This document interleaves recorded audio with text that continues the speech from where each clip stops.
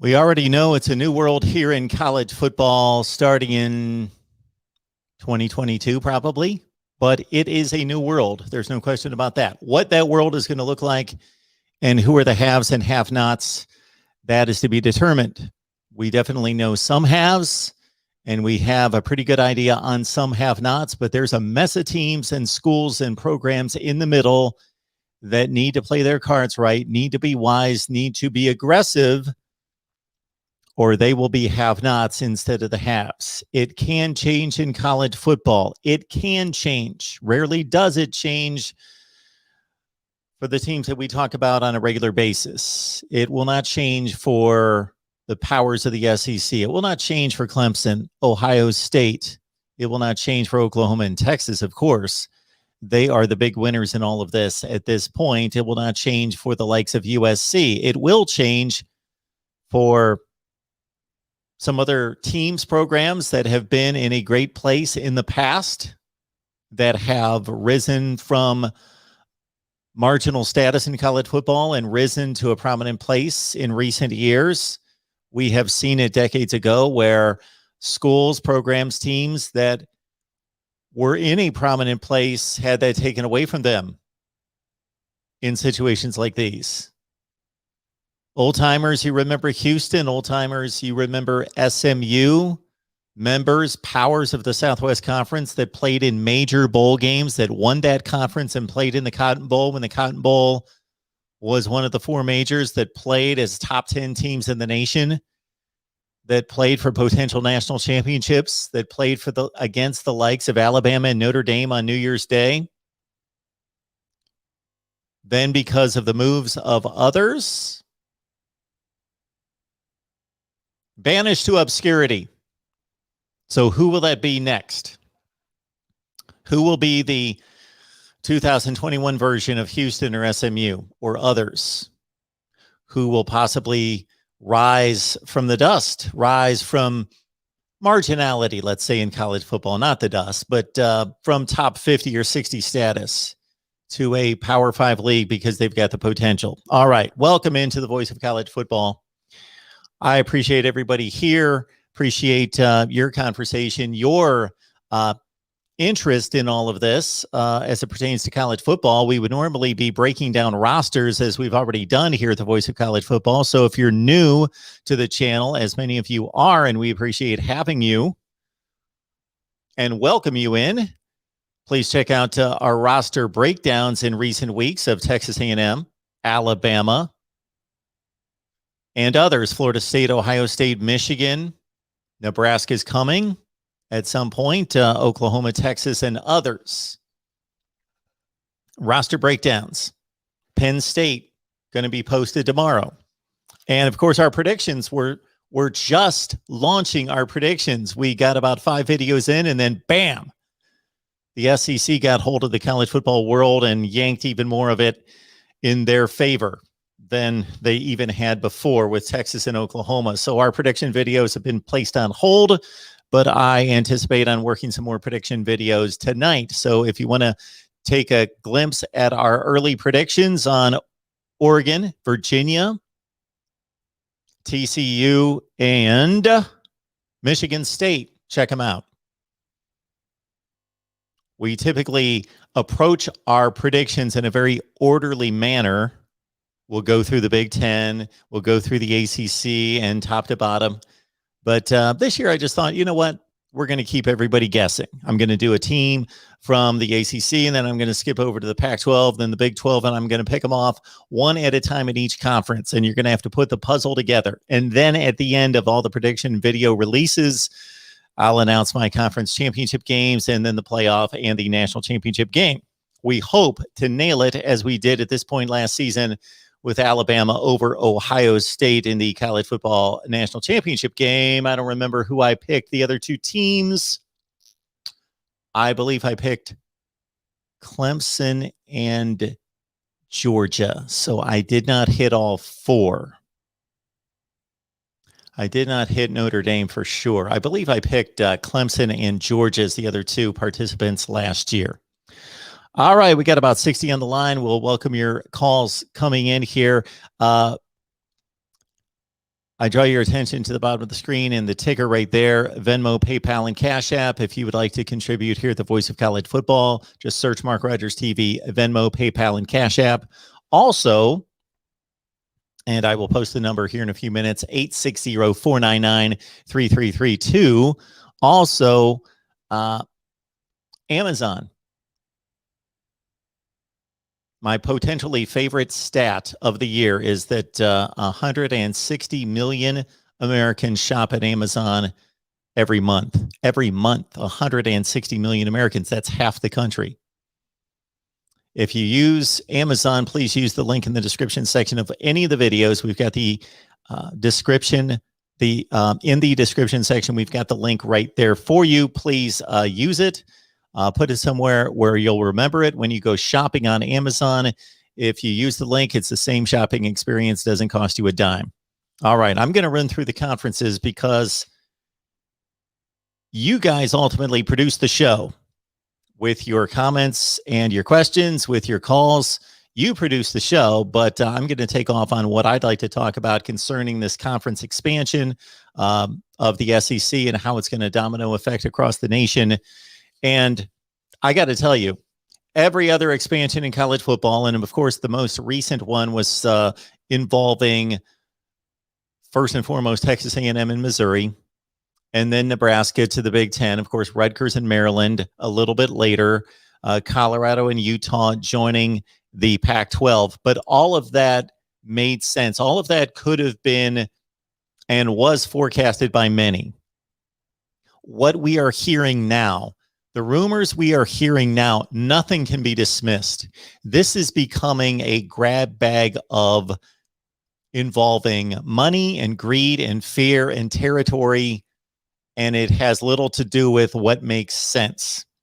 So I had a conversation earlier today with Tony Gerderman of Buckeye Scoop and Kevin Noon of Buckeye Grove. Please check out the video. It was posted about 5 hours ago. We started out with the Ohio State slice of this because there are rumors of the Big Ten and the Pac-12 coming into a stronger affiliation to fight against the SEC, but also possibly the Big Ten poaching teams from the Pac-12. Also, of course, negotiations possibly between Ohio State and the SEC, that the SEC is coming after Ohio State, and possibly Michigan, Michigan State, and Penn State. So we sorted through all that. But much like what Nick Saban said about NIL, and I said it a few weeks earlier, and I felt a little bit smarter after Nick Saban said the same thing, which was basically, we're not smart and we don't know what's going to happen. We can guess, we can speculate. Most of us have been around the block a few times to try to speculate because we know human nature and we know how business works to a certain extent. I'm no business expert, but we know how business and marketing and PR works to a certain extent. So we had some guesses on how NIL will roll out over the next few years and how it will both benefit and then become a possible issue for certain programs and players and coaches. But what do we really know? Nothing. It's the same thing with this. Forget everything that you have witnessed and put in the database over the past couple of decades concerning expansion and realignment in college football that made sense. That made sense in regards to the Big Ten being in Pennsylvania. Therefore, they would just extend to the East Coast and grab those television markets in New York, Washington, D.C., and Baltimore with Maryland and Rutgers, and want to gain a football power in Nebraska. Forget what you knew about, of course, the SEC wanting to get into Texas with Texas A&M and Missouri being a good position with St. Louis in the Midwest. All those things don't necessarily matter when it comes to traditions and rivalries and logistics and geography. Doesn't matter necessarily. We are hearing rumors about the Big Ten going out to the West Coast and trying to get Oregon and USC and Washington. I'll let you know what I would do if I was each conference. We will run through what I would do, but regardless of who you are, you need to protect your own turf first. Have that strong communication with your member schools currently, because if you've got your back turned, then you may get burned. understand who you are, whether you're the type school, the type program that is attractive, that other conferences are going to go after, or you're one of the survival of the fittest. You need to make sure that you're protected. If you're one of the Big 12 schools left, then you are one of the ones scurrying for protection, whether that's from the Big 10 or the Pac-12, most likely one of those two. So understand your place in life, understand your lane. But as a conference, it's time to be aggressive. It's time to be aggressive because the SEC has always been aggressive in a smart and wise and prudent way, not recklessly aggressive, but the Big Ten in particular has done a remarkable job considering the population shift in this country over the past 2 to 3 decades of maintaining pace with the SEC, not necessarily on the field, but maintaining pace with the SEC in terms of revenue and rear ends in the seats and eyeballs on television and digital platforms watching Big Ten football. But now is not the time to be conservative. It's the time to be wisely aggressive. So we will go through our recommendations, but it starts with protecting your member schools, going out there and making sure that you are doing everything you can to head off other conference poaching at the pass and to have that communication with your member schools, and then to go out and grab the best available TV markets, combination with money generation, combination of competitiveness on the field. And then, oh yeah, there is such a thing as academics. That's where all this started, actually. All this started with these institutions actually prioritizing the work in the classroom and the degree, and then thinking, wouldn't it be nice if we would extend what they do in high school with gym class and physical education, and we would have some club sports. That's pretty much where this started, way back 150 years ago. And here we are 150 years later. We celebrated the 150th year of college football 2 years ago, and it's become a monstrosity of financial gain. All right. 860-499-3332. I will post that in just a second. And then I'm going to unveil my group of 5 gem. I believe that this is the most attractive group of 5. So attractive that it's more attractive in most ways, except for its performance at the Power 5 level against Power 5 opponents. If we break down what our preconceptions about who's in the Power 5 currently, and they're automatically better programs. If we just look at the performance on the field, the wins and losses, and beyond that, the money currently generated and the number of people attached to this university and the location of this university and the potential there, and what that university, that football program has shown in recent years is their commitment to winning in football and how important it is to them.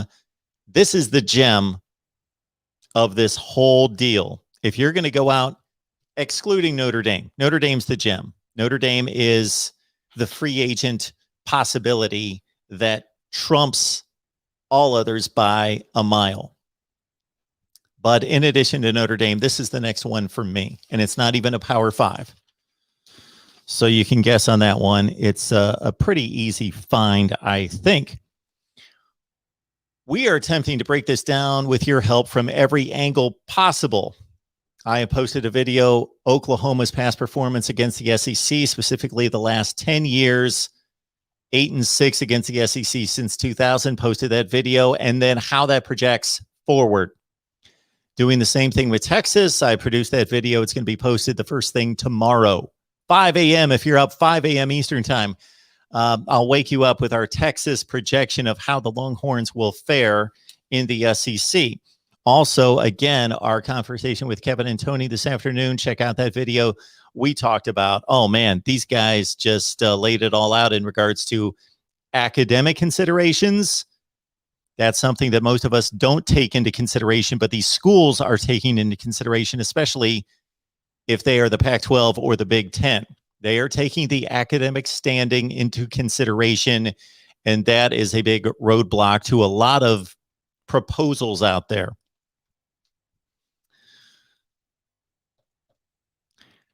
I just posted a video maybe an hour ago. This was one of the more fun videos during this entire process. I posted a video where I line up the SEC, the way I would line up the divisions, and also approach scheduling. So check out that video. I've lined up the SEC in the manner that I would format the divisions, and then also how I would approach scheduling. This is a clean cut scenario for the SEC. There is not a whole lot of thought involved in regards to the two divisions. Then they need to make some positive steps toward fixing the current scheduling, and they have an easy way to do that. This all works out very nicely for the SEC. There are two slight issues that they have to deal with, but this is the cleanest expansion move I've ever seen in regards to division format and scheduling. The SEC, once again, they seem to have the best players, the most money, the most eyeballs on the games, and now they attract two of the biggest programs in the country, and it works out perfectly for them. All right, I'm going to get to your comments and questions. And one more time down at the bottom of the screen before it goes away, Venmo, PayPal, and Cash App, just search MarkRogersTV. Also, man, I wish I had it right here. I misplaced it. We do have our fine whiteboard here. For those of you who just started watching, this comes into play during prediction season, most notably. Then after the season is complete, we compare the conferences and we go through our seeding process. We just don't say, okay, the Pac-12 went 6-8, they suck.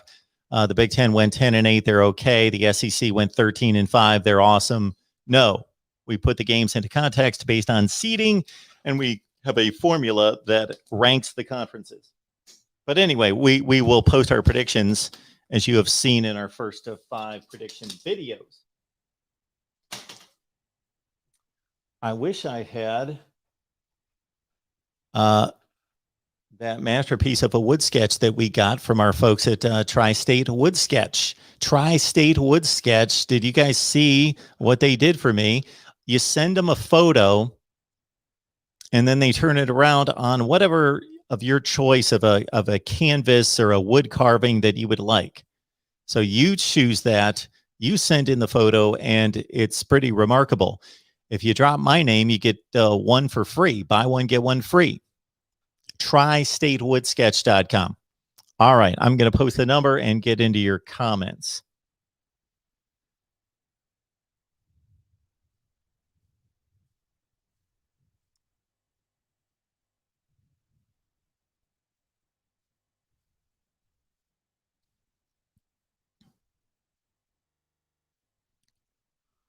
A lot of comments to get to already. Here we go. I don't even think I can go all the way back to the beginning. I can only go back to 7 o'clock. So unfortunately, again, I explained this last night. I can't, unfortunately, go all the way back. Moonbot. Notre Dame is who they'd want to so far. No way in hell. Okay, basically Notre Dame. Here's the deal with Notre Dame. And I am always open to learning more information and getting better perspective, because I don't know everything, and I appreciate everybody that's called me. It seems like in the last couple of weeks, a number of people, for some reason, have called and told me that I know everything. I soak in a lot of stuff, and I watch a lot of football, watch way too much football, but I don't know everything, and especially concerning situations like this, I bring my perspective, you guys bring your perspectives, we put it together, and we can all learn from each other. So this is my understanding of the Notre Dame situation, basically, is we know that there has been a history, not a good one, off the field between Notre Dame and the Big Ten. Notre Dame, from a football standpoint, is a perfect fit for the Big Ten for obvious reasons. I'm not going to run through it right now. I've done it multiple times in the past few days.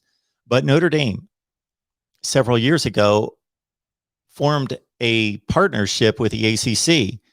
All their sports reside in the ACC. Of course, football does not.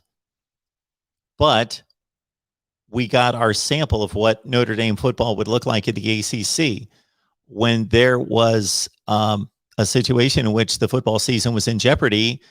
The ACC welcomed Notre Dame with open arms. That is where Notre Dame would land. And it just doesn't have to do with what we've seen transpire over the last couple of years. It also has to do with contracts. Notre Dame would have to join the ACC. If Notre Dame is joining a conference, they are joining the ACC. For as much as I believe Notre Dame belongs in the Big Ten from a football standpoint, and it's not even close. If you look at Notre Dame and run through the teams in the ACC, they have no connection to anybody in the ACC. None.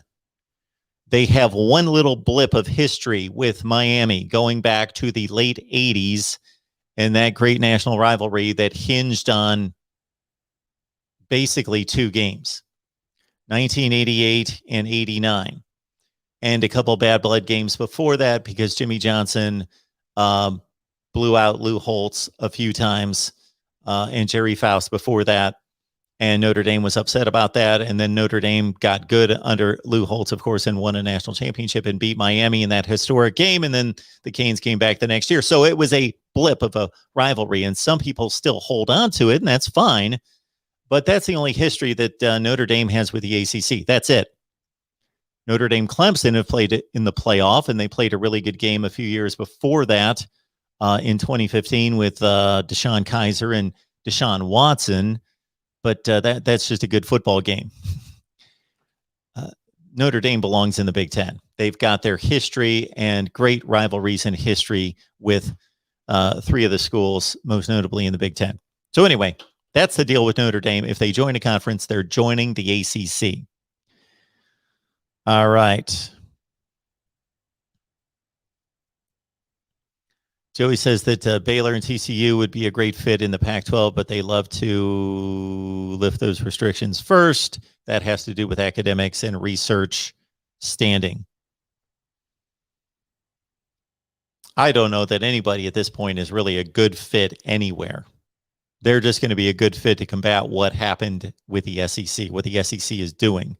But to have Baylor and TCU from a geographic standpoint in the Pac-12 is dumb, but at this point, that's what it is. Papa Music. This is the first time I've seen you mentioned here, and I appreciate you being here. And apparently you watch, but you can't catch the live shows. So it's great to see you, Papa Music. Boise State in the Pac-12 again. It's an academic barrier, but Boise State would bring, of course, a tremendous football program. Not many television viewers or a market size, though. We got Joshua on the line. Notre Dame probably won't join now, so I look for West Virginia and a Texas team, probably TCU or Baylor, to join the ACC. The ACC will then change their divisions to a north-south configuration. Yeah, we have to completely forget anything that makes sense.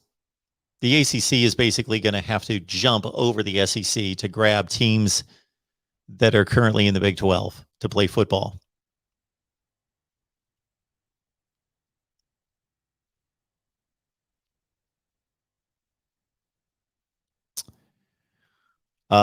Yeah, the makeup artist did a poor job, Moonbot, because you can see the face, the forehead should never shine. That is one of the things that they teach you. And when I first was on television and I had to apply makeup, it does look like I have makeup on. Moonbot actually makes an interesting call there. I should have, in my old age, I'm hearing from a few different people in my life that I should be applying sunscreen when I go on my hikes and my walks and my runs and all of that, that I should be applying facial protection.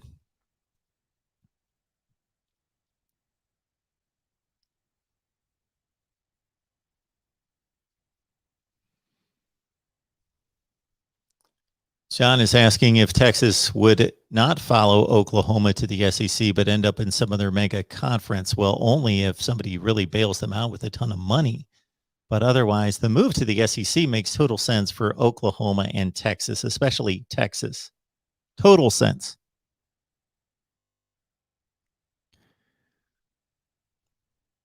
Dependent, fanatic Power 5 teams will be left behind. Yes, they will. The math doesn't work in terms of the number of teams left. It's improbable that everybody's going to land in a nice, cushy position with a Power 5 conference and be fine. It doesn't generally work. What do we have? 8 teams left in the Big 12.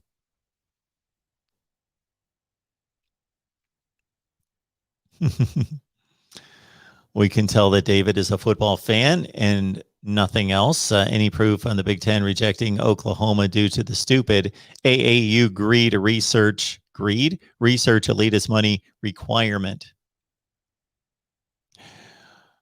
So, David, I understand what you're saying there. The academic portion of this, that actually, again, if we want to be real about this, if we want to go back to the heart of the matter and go back to the original reason we play college football, we watch college football, and that college football actually exists is because these guys should be attending school and getting a degree. So this just kind of like if we all decided tomorrow that we don't care about college football and we don't want to watch, then obviously this all shuts down. So we support it. Therefore, it exists. And we have made football playing a job. So the academic people, for as many times as they get it wrong, I tend to side with them in regards to the greed being on the football side. Yes. Is there greed involving what they're doing? I don't know. But is there money involved? Yes.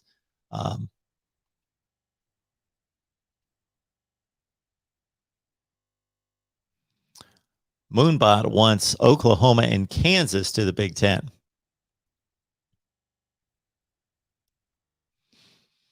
Joshua says, supposedly a Big Ten committee, I've heard this as well, looked into adding Texas and Oklahoma earlier this year, but Oklahoma did not meet the criteria. That is a shame for the Big Ten and Big Ten fans who want the conference to be the best in the nation.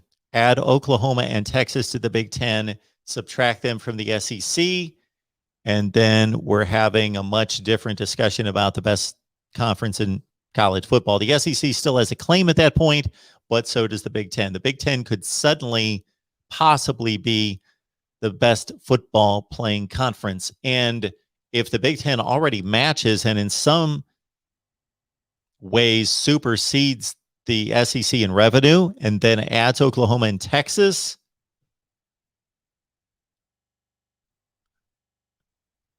they would own the sport financially. John D. Should the Big Ten focus on playing catch-up in football or strengthen their basketball footprint in expansion? It's forgotten that basketball pays too, and Big Ten is number one there. Okay. I stopped watching basketball, paying attention to basketball a long time ago, so I can't speak to which conferences are the best. I know that obviously the Big East in days gone by, and the ACC is the best basketball conference traditionally, and the Big Ten has been in recent years at times. But the money difference between football and basketball is enormous. Not that basketball should be discounted, but it's not even close.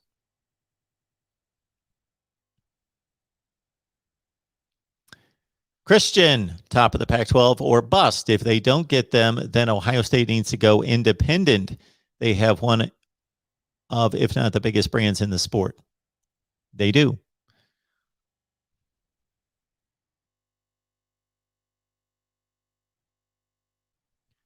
Lewis is speaking my language. Let's get 1,000 in the chat. We topped out at 875 last night, and we've got a nice little crowd here tonight. So I would ask that if you enjoy these conversations that we have, if you enjoy the content, please let people know out there that we're here talking college football with you, whether that be for these live streams. Just talk to people directly that are in your life that you know love college football, love a particular team. Just let them know, hey, We're talking college football. Bring them on in. Or just post the videos and post the links out on social media. Let people know on Facebook, Twitter, and Instagram, and whatever other social media platforms are out there, TikTok and the like, Snapchat. Let them know the Voice of College Football is hopefully running strong. Joey, if the ACC don't take West Virginia, do they go independent? Does West Virginia go independent?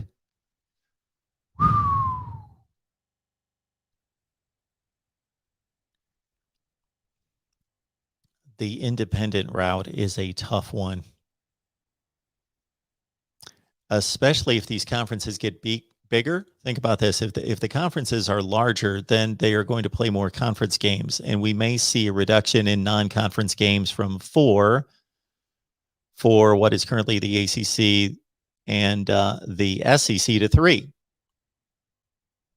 And that's going to eliminate opportunities to play those type teams. West Virginia could turn into a BYU, which that's not necessarily a bad thing. BYU does rather well. I don't know how their finances stack up, but they put together a very odd schedule. I say before every offseason when I start to review schedules that BYU puts together the most awkward, strange, odd schedule of anybody in the country, because they have to. Basically, they load up on the Power 5 early in the season. In September, they play arguably the toughest schedule in college football. A lot of Pac-12 teams, Power 5 teams. And then they find it difficult to find teams to play through the rest of the season once the conferences go into conference play. So West Virginia could be a BYU. We are ruling out nothing. Nick, you are correct. Basketball pays nothing close to what football pays. The basketball revenue is basically, obviously, there's a lot of money out there, but in comparison, not close. And the March Madness television numbers have been awful.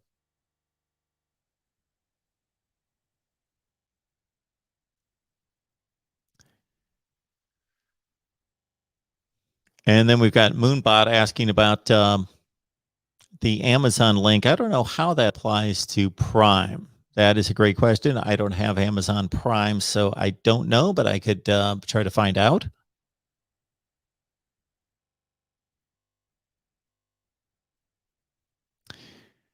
Addison, good to see you.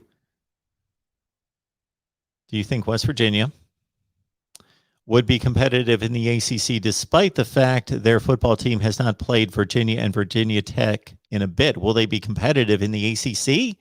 Yes. Competitive for the championship? Not often. Not likely. Nobody's competitive except for Clemson, but we'll put that aside and talk about the schools that should be competitive. It starts with Florida State and Miami. Of course, every team in the Coastal Division has won the championship in the past 8 years. So if you consider that competitive, like Duke was competitive in 2013 to a certain extent, even though they got annihilated in the ACC championship game by 5 touchdowns. West Virginia, look at the ACC and look at the Big 12 and look at the quality of play. It's very similar. I think it's extremely similar. And the Big 12 is probably a little bit better. Has been a bit better. Clemson's been the best team in the 2 conferences over the past 5 to 6 seasons, of course, but I think the Big 12 is a little stronger than the ACC, but the ACC has the potential of being extremely good based on where the conference is located and based on Florida State and Miami. Some people would say North Carolina, but that's more of a Mac Brown and But in terms of elite status, we've seen Florida State do it and Miami do it. West Virginia could be a nice little 8-4 addition to the ACC. 8-4 on a regular basis, in that range, but not competing for championships. Not that they could never win an ACC championship. Good point here by Nick. It's all about television revenue. Television revenue. I used to say this all the time. For example, I used to give tours at ESPN, and it was a fun thing to do. That wasn't my job. It was just you would volunteer and say, "Hey, I'll give a tour," if you worked in operations. And I would always, at one point on the tour, I forget where we were on the tour, I would ask people, "What do you think is the biggest expense for ESPN?" And people would talk about, well, it must be all those fancy cameras and audio equipment and video equipment and editing equipment, or taking those big production trucks on the road and all that. They look at all the equipment that looks fancy, or maintaining the campus and all the other campuses and all that. There's all sorts of guesses, but it comes down to broadcast rights. That is the most expensive. That is the biggest expenditure for a television network. Television rights for all these sports. Well, so many more people watch football than watch basketball that I can't verify those numbers, but they look accurate. Nick has presented there. Kansas basketball, for as big as, and so you're talking about one of the top 5 or 10 basketball programs in the country. And you're talking about the worst, or one of the worst, football programs in the country at the Power 5 level, and it's still 3 times as much.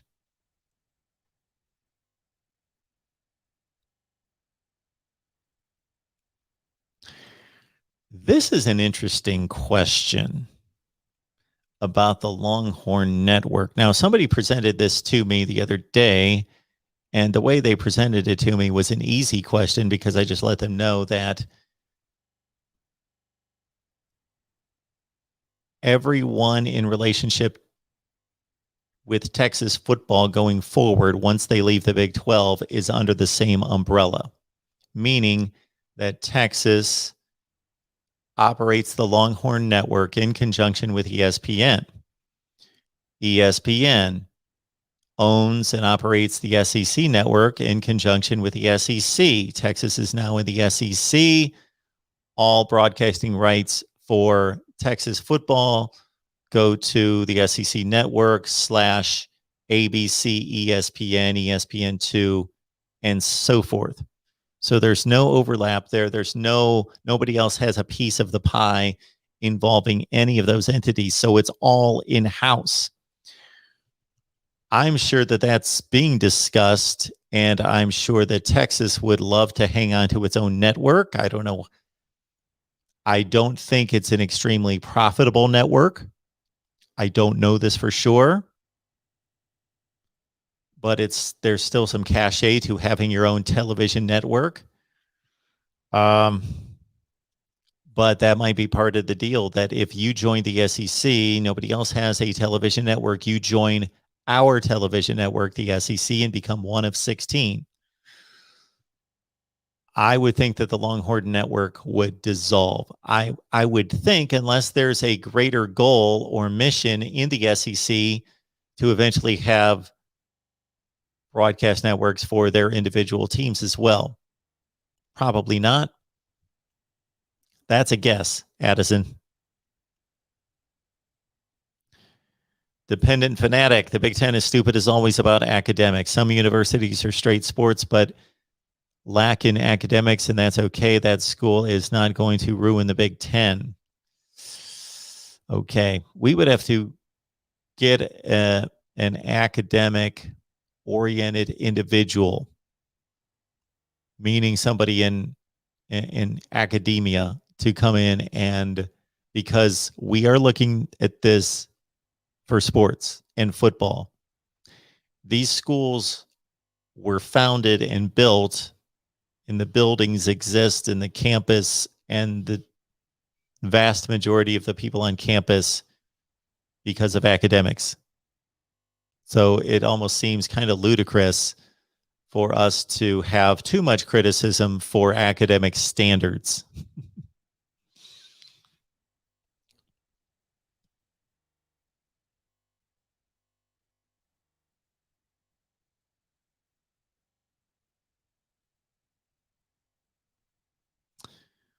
All right. John D. watched some kind of alternate football season last year. Indiana won the Big Ten last year and not Ohio State.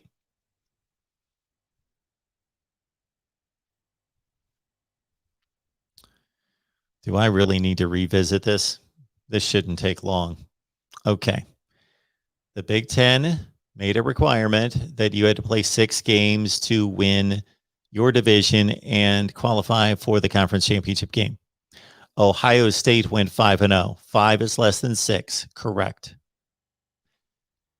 Ohio State, however, beat Indiana head-to-head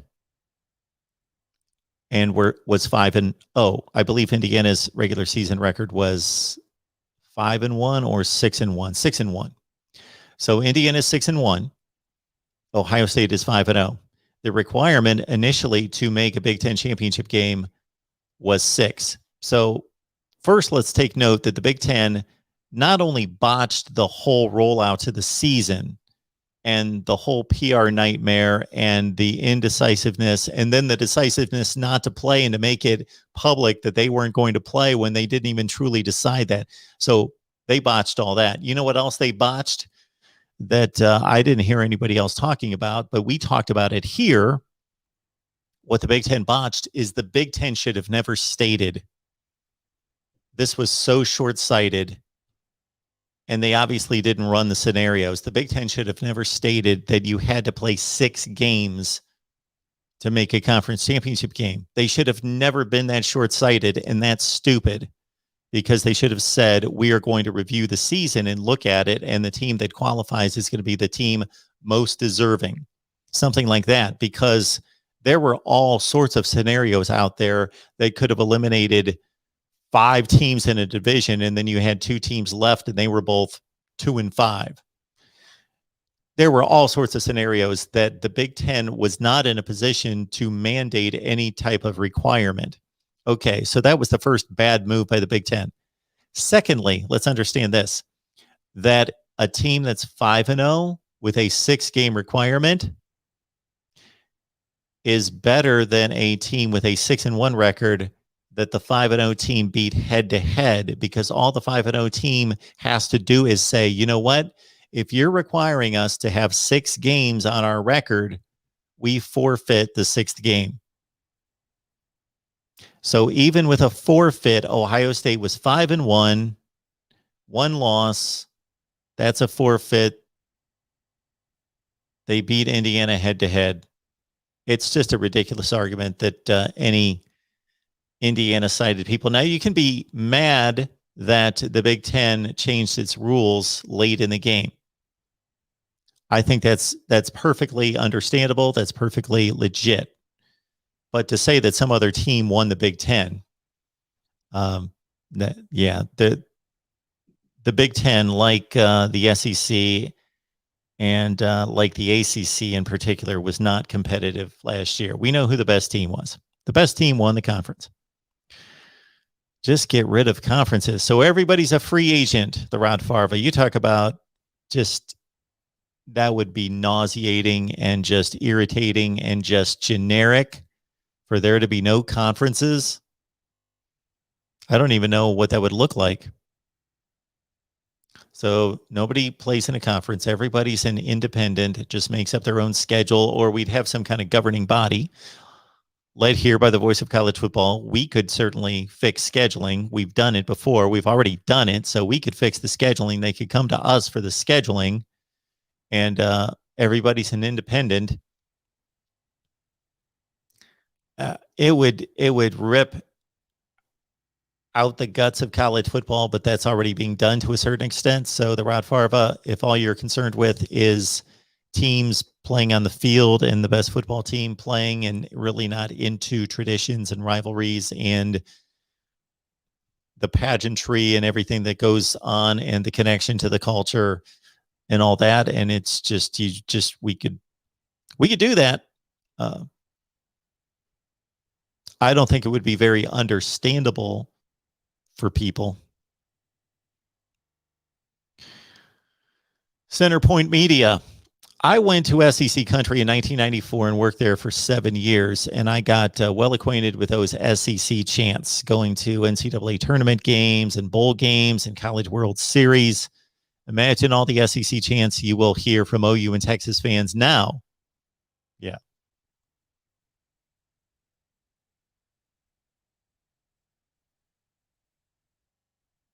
Pretty much, Bo. Everybody, every possibility's out there.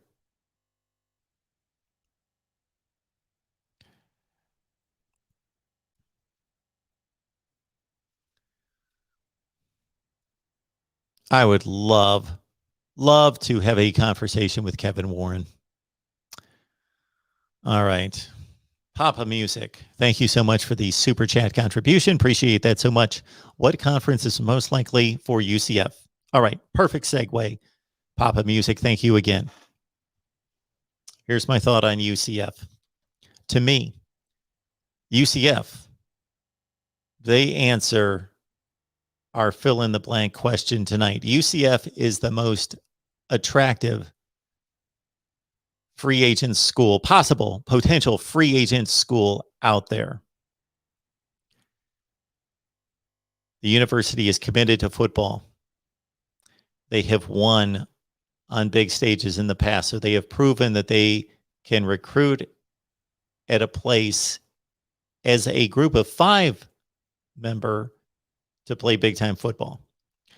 They are in a great place geographically in regards to location for entertainment, NIL, marketing, market size, eyes on the TV sets. Orlando, Florida. They're located in Florida. Great recruiting, the best in the nation, arguably, with Texas.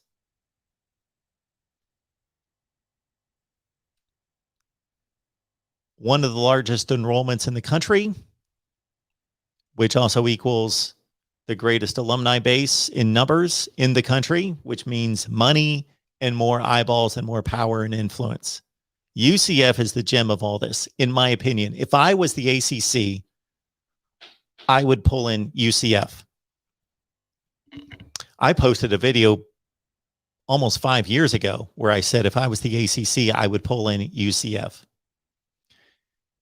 At this point, with geography being thrown completely out the door, even if I was the Big Ten, I would contemplate going after UCF, going down to Florida and driving that stake that now UCF is a Big Ten school and we're going to recruit even more heavily in Florida.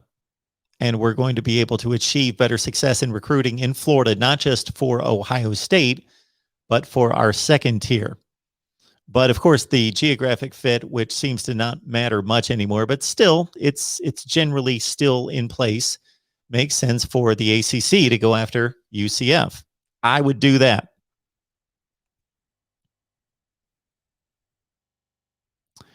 Yes, Joshua, Kansas football would be everyone's tune-up game in the Big Ten, like Rutgers has been up until winning 3 games last year. 21 straight down for Rutgers in the loss column, most of those by about 5 touchdowns. And unless Kansas can somehow find 2007 again, yes, ugly, ugly, ugly football program. How can it be that bad? How can it's appalling how bad they are. Both thinks that the Pac-12 and the ACC are in danger of getting raided. Based on a conversation we had, again, the Kevin Noon, Tony Gerdeman conversation this afternoon, check it out. The Pac-12 is more vulnerable than the ACC. It is going to take a lot to pull programs out of the ACC.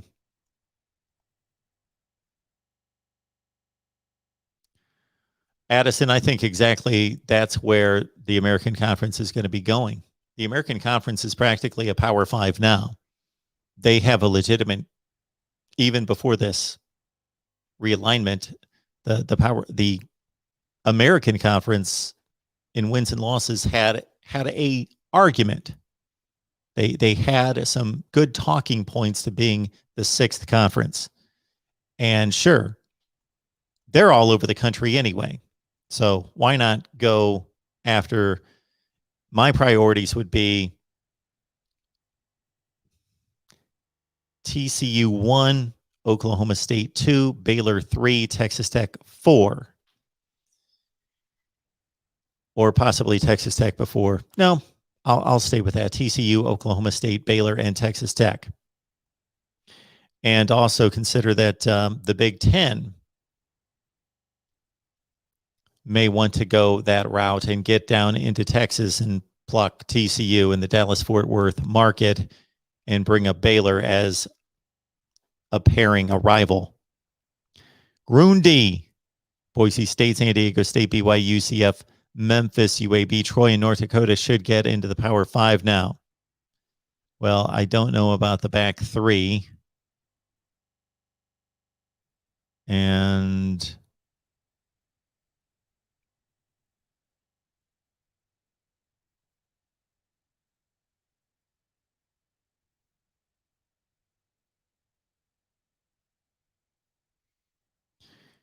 yes, so that's what I was alluding to a minute ago, what Joshua was talking about here with the ACC.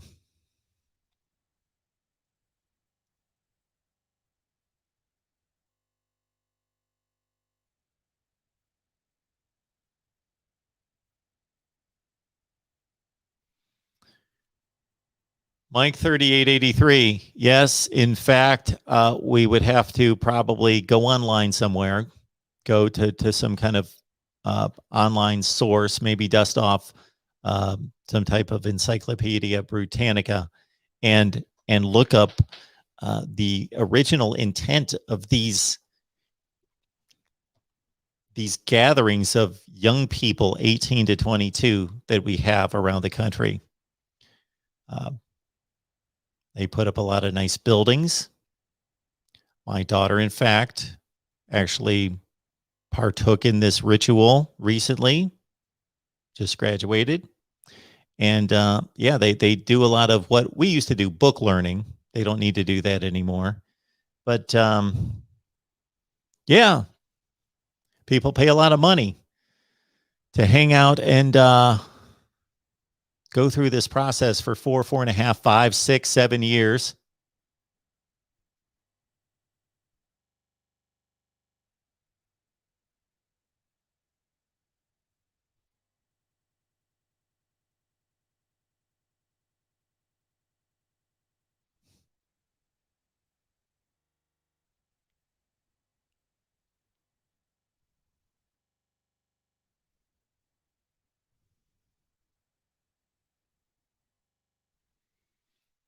Shanktopodimus, I believe this is a dig, and I believe that it's a tongue-in-cheek dig that Boise State is too good for the Pac-12. But we got you.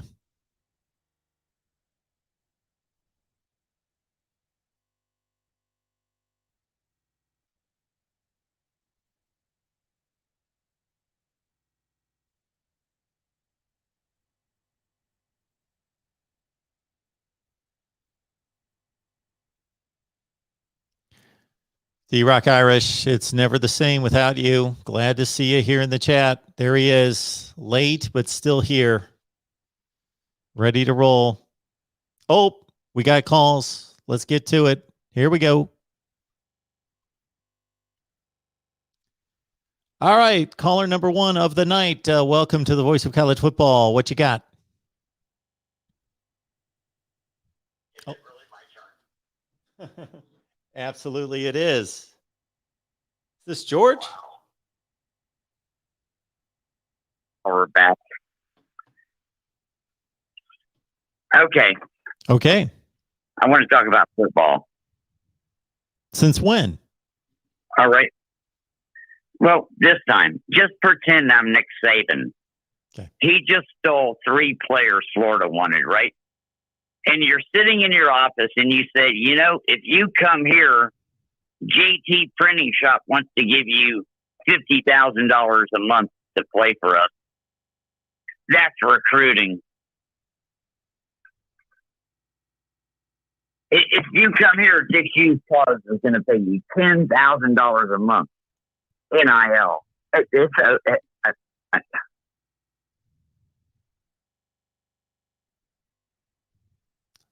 Unless Florida gets really good at this, I'm going to just give up on football.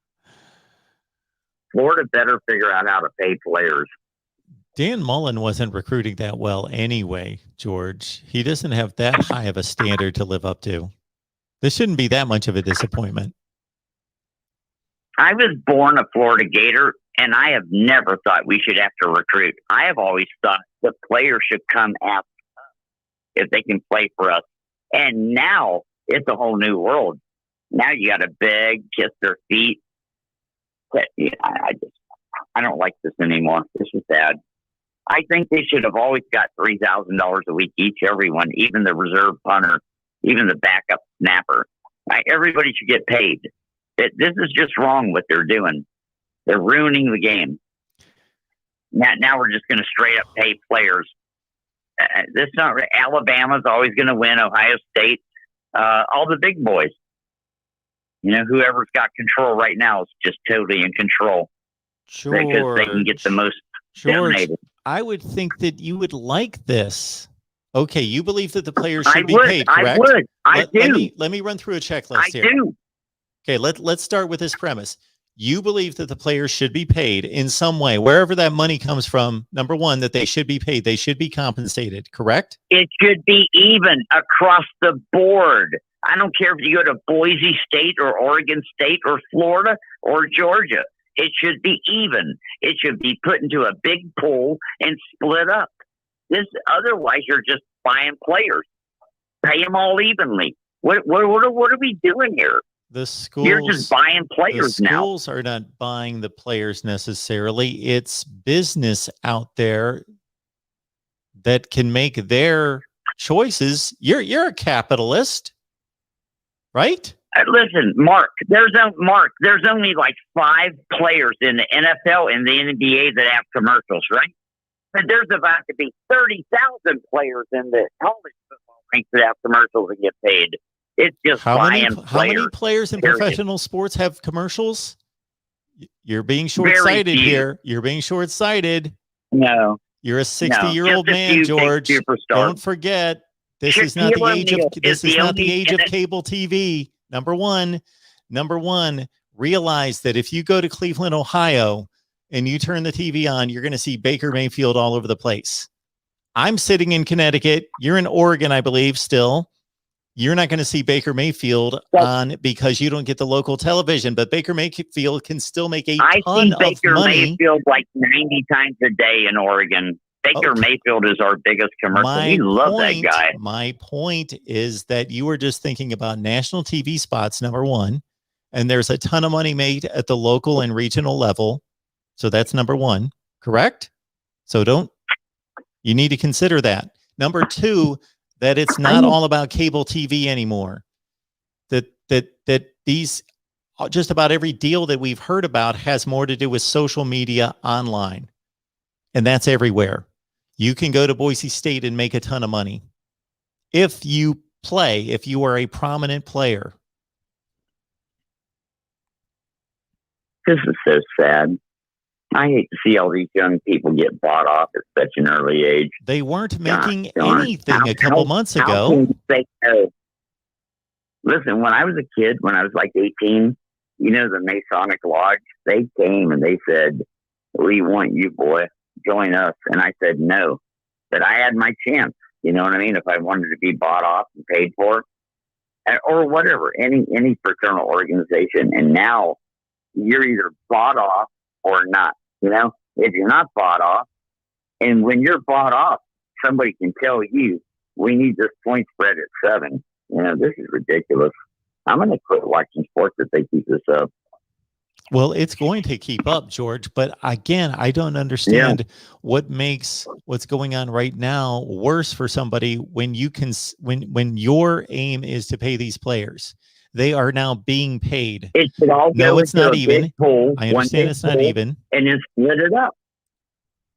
Hey, listen, if you don't want to play the center and the defensive guards and the offensive guards, then they just don't have to play. let the quarterback get us $1 million a year and everybody else just fall down. Okay, here's Give the me a issue break. with that. This There's is a insane. zillion issues, but I'll just bring up one, George, is that the players that are being given the work to do, and I put work in quotes, but it's still technically work, that if they're given, if business number one wants to go to the Miami football team and they want the quarterback to be the face of their business and give him a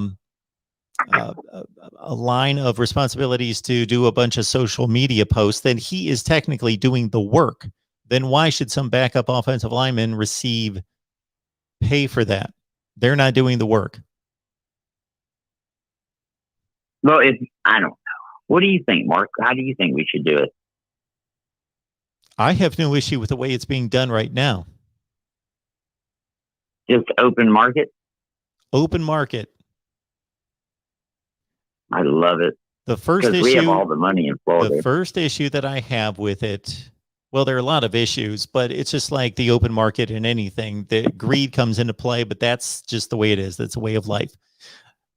I don't like the thought that a business could come to a high school player and say, we've got a deal for you, but you have to sign at X school. And if you don't, then the deal goes away.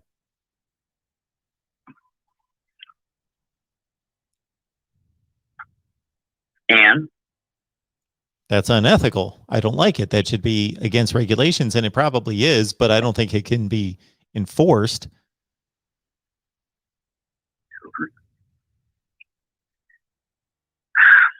I guess the NFL was dying, and this is what they got to do. College football is the new NFL. The NFL's dying? Isn't it? The NFL? Are their ratings up? Well, their ratings aren't up, but their ratings are 3 times better than college football. I'm just throwing out a number, probably no better than 3 times better than college football. The NFL is doing. You don't believe it? No. No, believe me. The NFL I think college football is way more. College no. football is way more popular. No, than the NFL. No. Yeah. No. Wow. We need to travel this country.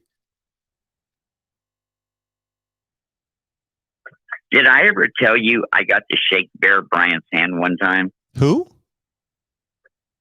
Bear Bryant. Bear Bryant. I haven't heard that story. Bear Bryant. All right, listen, this is the truth. My dad had a lease on the Heart of Auburn Restaurant and Lounge, right? And he was partners with a guy named Jim. And he had to divorce the guy eventually. The guy was like stealing all the money out of the safe every night. But for a while, the owners of the Heart of Auburn Restaurant and Lounge connected the Heart of Auburn Restaurant. I Google Earthed it the other day. It's a Rite Aid store now. Isn't that sad? Things change, George.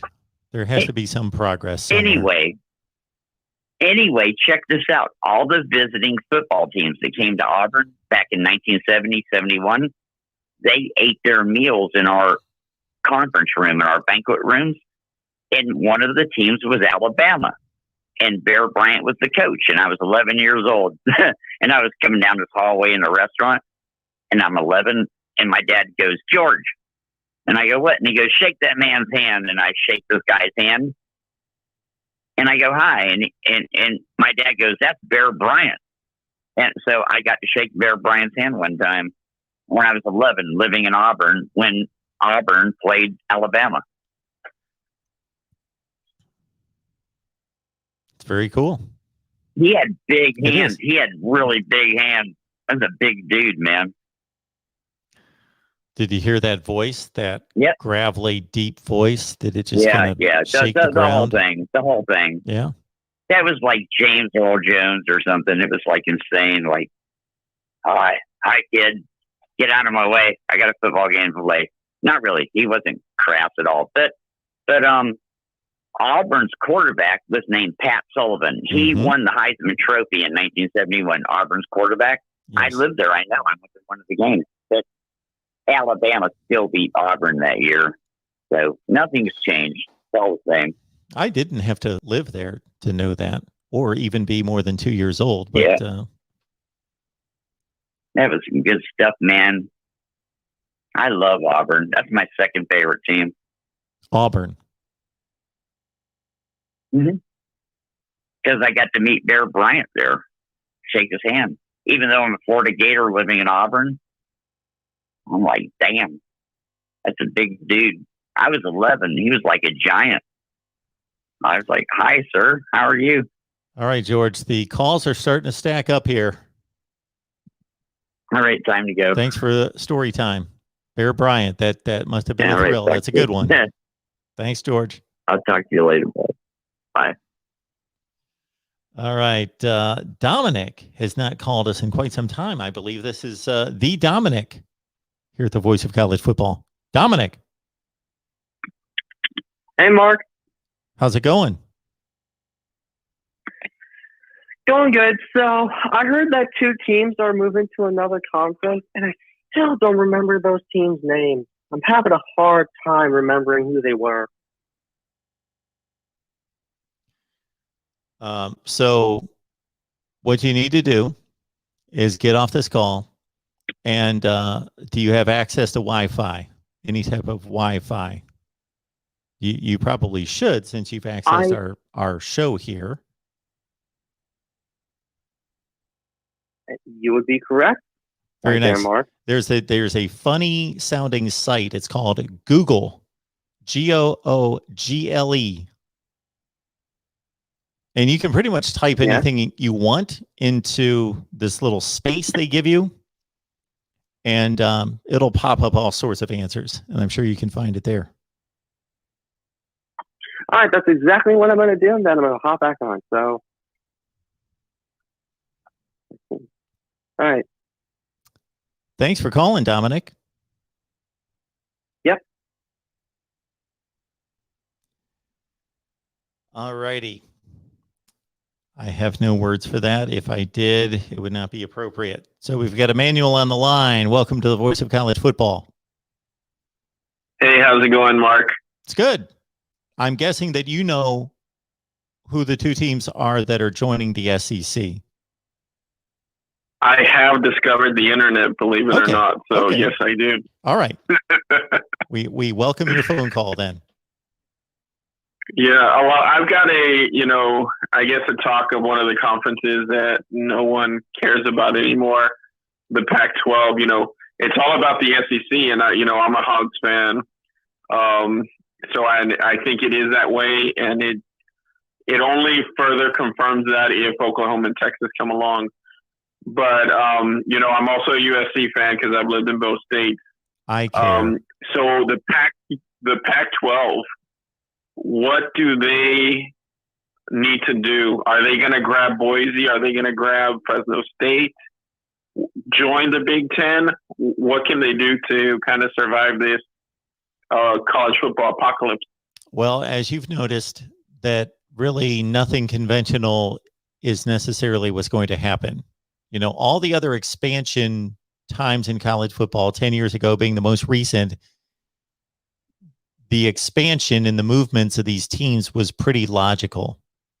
But based on what we're hearing, this may get really messy, unconventional, conferences reaching cross country to grab football teams, all of that. So we'll start with a conventional. I would think that the Pac-12, even though it's somewhat understated and conservative and isn't extremely aggressive, but it did make these moves 8 or 9 years ago, that they would go to the Big 12. And I would take, I would have my information in front of me that would deal with market sizes and revenues and potential revenues and the most popular teams and that sort of thing. And obviously we know who can play the best football typically, but all things considered, I would think that I would go after TCU and Oklahoma State because of Dallas-Fort Worth, because of the TCU football brand, because of the Oklahoma State football brand. But there's an academic consideration there that I'm almost certain that Oklahoma State doesn't meet, the research tier, and I don't know about TCU. But those would be my two aims for the Pac-12. So if that does happen, which I think would be a great idea, is the Big 12 dead? What do they do? I should have finished my statement. Obviously, the Pac-12s with 12 teams, they could go to 16. I'd go after those. I'd go after the remaining four. And when I say remaining four, I think the priorities are in order: TCU, Oklahoma State, and then really the other three. Again, I'd have to really have some research in front of me between Baylor, Kansas State, and Texas Tech. Okay. And Iowa State, but I think Iowa State would be more of a target for the Big Ten. So next up in all this, so the Big 12. This was my thought when this first happened, was if you've noticed the conferences that have been able to survive versus the conferences that crumbled, you have to be quick on the trigger and get out there and sell yourself and pull schools in before you lose more schools. So I see it this way. If we see the Big 12 lose a couple more schools, then it's just going to collapse, because the remaining schools are going to run for cover. They're not going to stick around. They're going to try to find the best deal that they can. Whereas if the Big 12 is able to add before they lose anyone else, then they stabilize the situation, not at a Power 5 level, but probably more at an American Conference Group of 5 level. But at least they can stabilize the league and survive in some fashion if they're able to pull in Memphis, Houston, SMU. Some combination of those three, I would think, would be at the top of the list, along with Cincinnati, although Cincinnati at this point, I think, is safer in the American Conference. Yeah, I agree. And I think, one of the big things, and I know a lot of, and I don't see it happening, but I think if I was the Big Ten, or I was the Pac-12, I would do everything in my power to get Notre Dame to join the conference. Do you see that as a possibility? If you were who? The Big 12 or the Big Ten, the Pac-12. Now I'm mixing conferences because they're all disappearing. Yeah, the Big 12 would have absolutely no chance. Notre Dame. I would find it amusing to hear the phone call that the Big 12 would make to Notre Dame. That call would last about a second and a half. As soon as Jack Swarbrick. No, I mean Pac-12. Yes. Okay.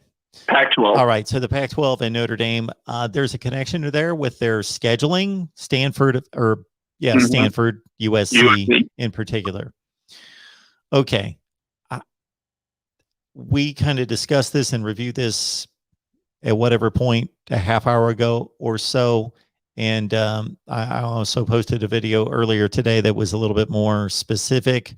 Notre Dame has financial ties to the ACC that are rather stringent, and obviously they have like 15 varsity sports that are dedicated to the ACC already. I don't really see, for as much as I would like to see Notre Dame in the Big Ten from a football standpoint, I don't see them leaving the ACC.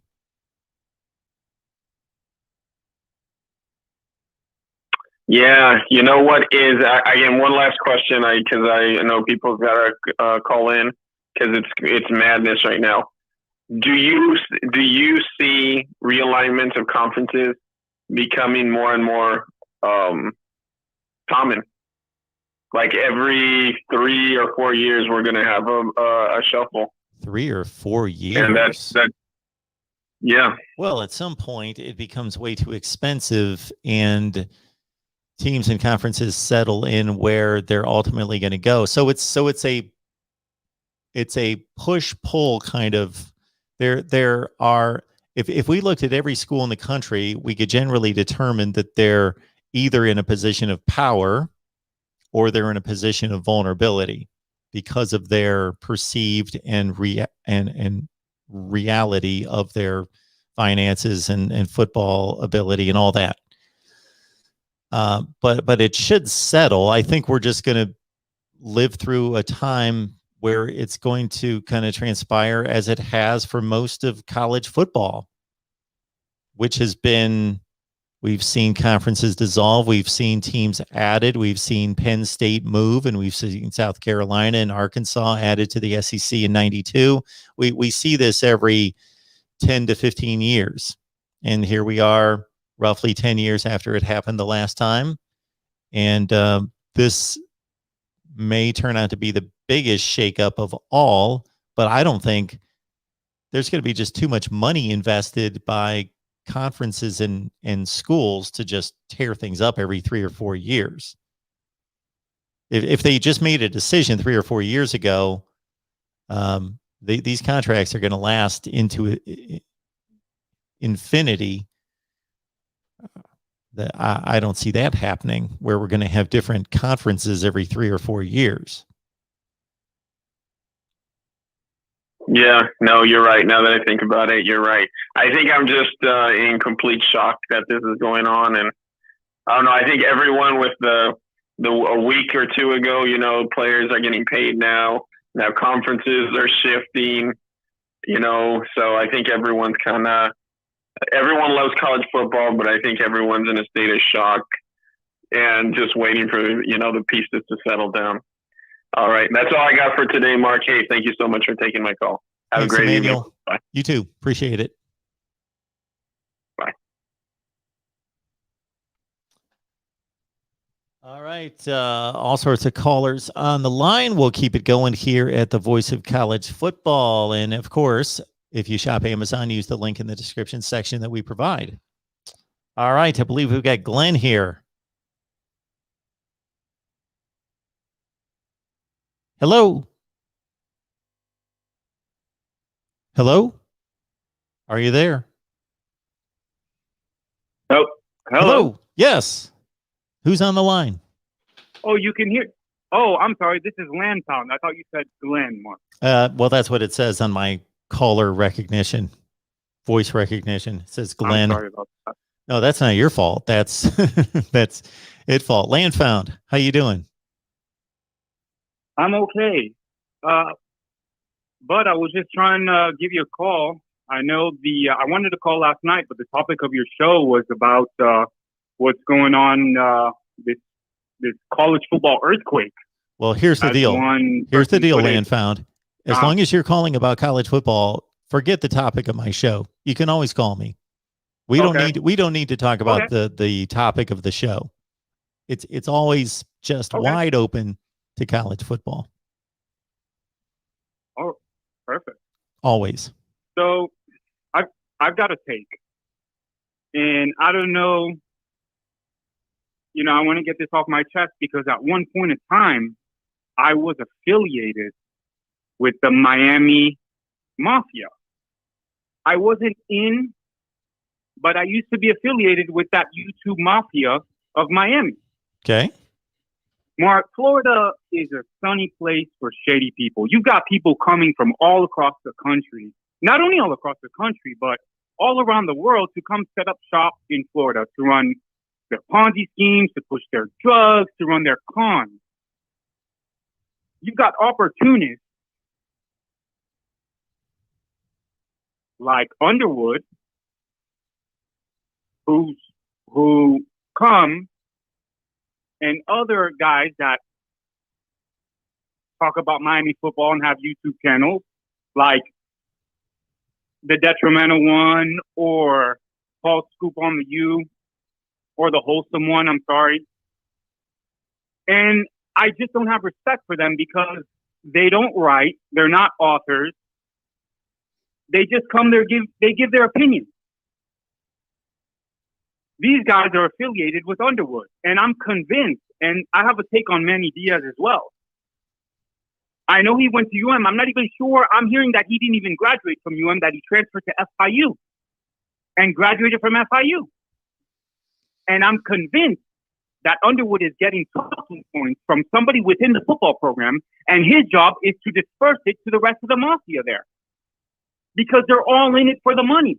They're taking advantage of the Miami fan base. They know they're delusional. They know they can be easily manipulated. and they come and they take money from their pocket, because that's what Florida is.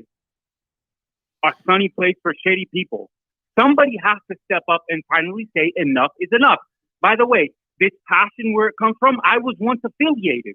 I wasn't in their little mafia group, but I was affiliated.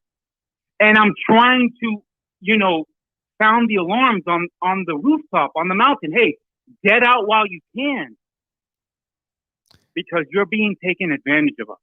Okay, let's And Manny back Diaz, up.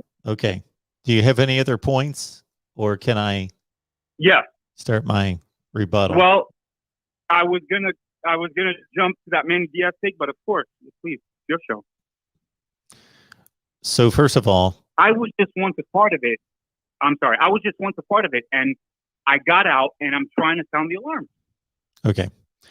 First of all, we live in a free country, so the credentials of anyone, unless they are practicing medicine or law or something that is that serious for it to be determined that somebody needs to have a certain level of knowledge to do something, the relevance of any individual, including myself, and what I'm doing is determined by the people that are watching or listening or reading. So, for example, I'm sorry. in my position, some people could say, okay, let's look at your resume, Mark. And some people could be impressed by that. Some people could not be impressed by that. Some people could say, this could be your first day ever broadcasting, and we just like you, so we're going to watch. There are all sorts of people, I'm sure, on YouTube that have far less credentials than I do, but they're more popular just because people want to watch them, and good for them. I hear you. So the credentials are based on the audience's response. As far as the values that we have in the Western Hemisphere, the democratic values, the freedom of speech, you will not hear anything about that from me. I'm glad you brought that up, though. So what credentials? But if that's where you're headed. So I'm asking, what credentials would you like somebody? So I'm basically in the same business to a certain extent than the other people that you just mentioned. So what credentials would you like me to have or like them to have? The beef is not with you. I understand it's not. I understand it's not with me, but I partake in the same profession to a certain extent. So what credentials would you like somebody to have? For one, you work for ESPN. Well, yeah, I've been in broadcasting. I've been in the broadcasting industry in a actual official capacity until I chose to leave and do this full time starting about 9 months ago. But yeah, for 29 years before that, I worked at television stations and most recently at ESPN for 19 years. Yes. So some people would say, okay, that's credible. And it's for pure professional. So here's one thing that I have with them. If I say something that they don't like, they block me because I'm saying something that's contradictory towards their take or their opinion. He doesn't know what he's talking about. Lantown, be quiet. You don't know what you're talking about. Shut up. But with you on your channel, I have the freedom of expression. I have the freedom of speech. There are lines. Of course, there are lines that I respect and that I adhere to my own personal standards. But with that mafia, the way they're taking money from people, the way they're treating people, I was affiliated once, Mark. I wasn't in the mafia, but I was affiliated. I'm out. The credentials. You're a professional. You work for ESPN. I respect you. I don't respect them.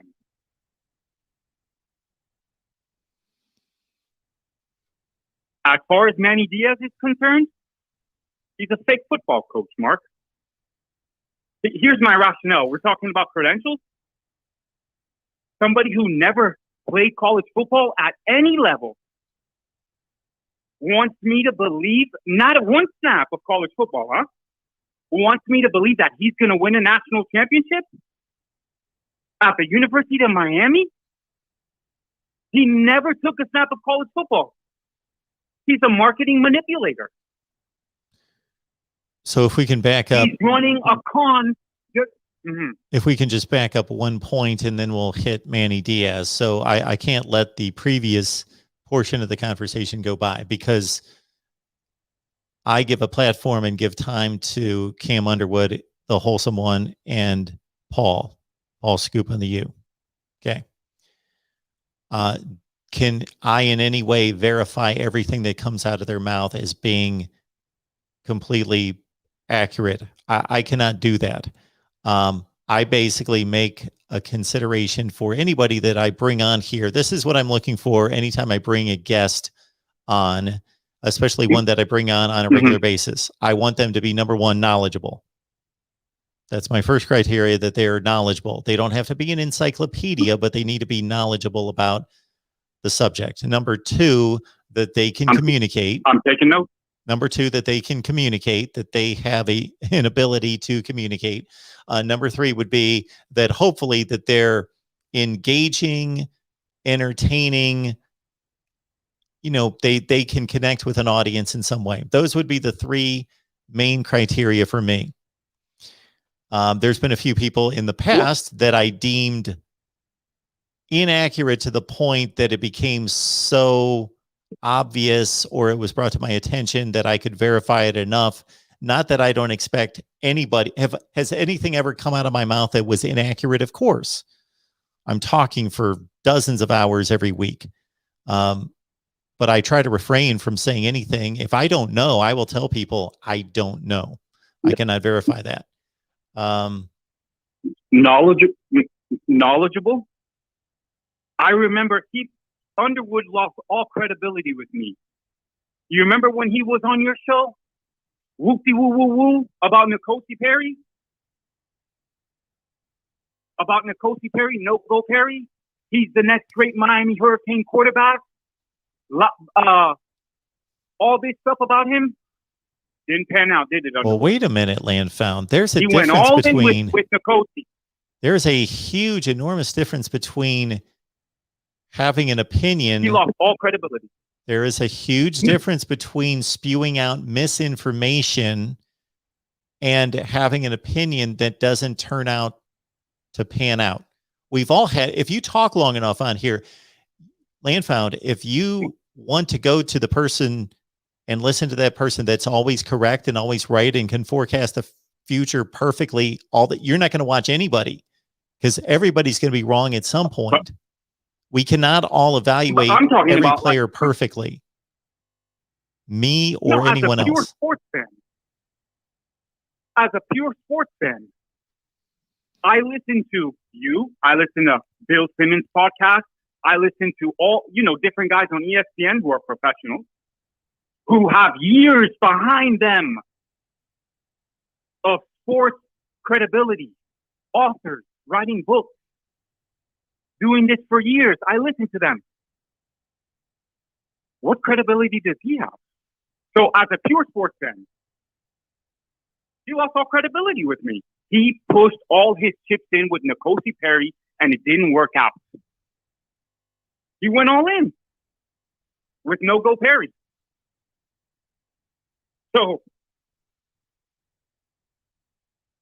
that's the knowledge that Cam Underwood has.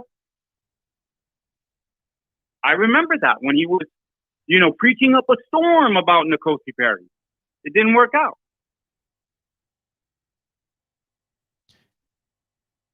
Landfound.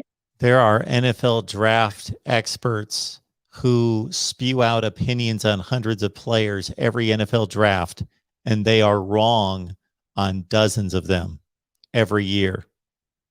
This happens. I've had my personal opinion on forecasting how a player would play either the collegiate or the NFL level and been wrong. Everyone's wrong at some point, if not dozens of times. Okay, and that blog or that website, whatever it is, it's not half of what it used to be. I haven't read an article on that thing for 3 or 4 months. I think he's got a guy named Dovaccio or somebody running it for him now. It's not half of what it used to be. Okay, so Landfound, you're starting to get into a territory that there's no reason for me to have this conversation, because you have an issue with somebody else. If you have an issue with somebody who appears on my show on a regular basis, it's not a personal one. It's from I understand It's that. from a sports perspective. Oh, I understand. It's from a personal one. sports perspective, but you understand when you start to attack somebody's site who appears on here as a guest, I cannot in any way speak to that. I don't have time to review everybody's sites and all of that.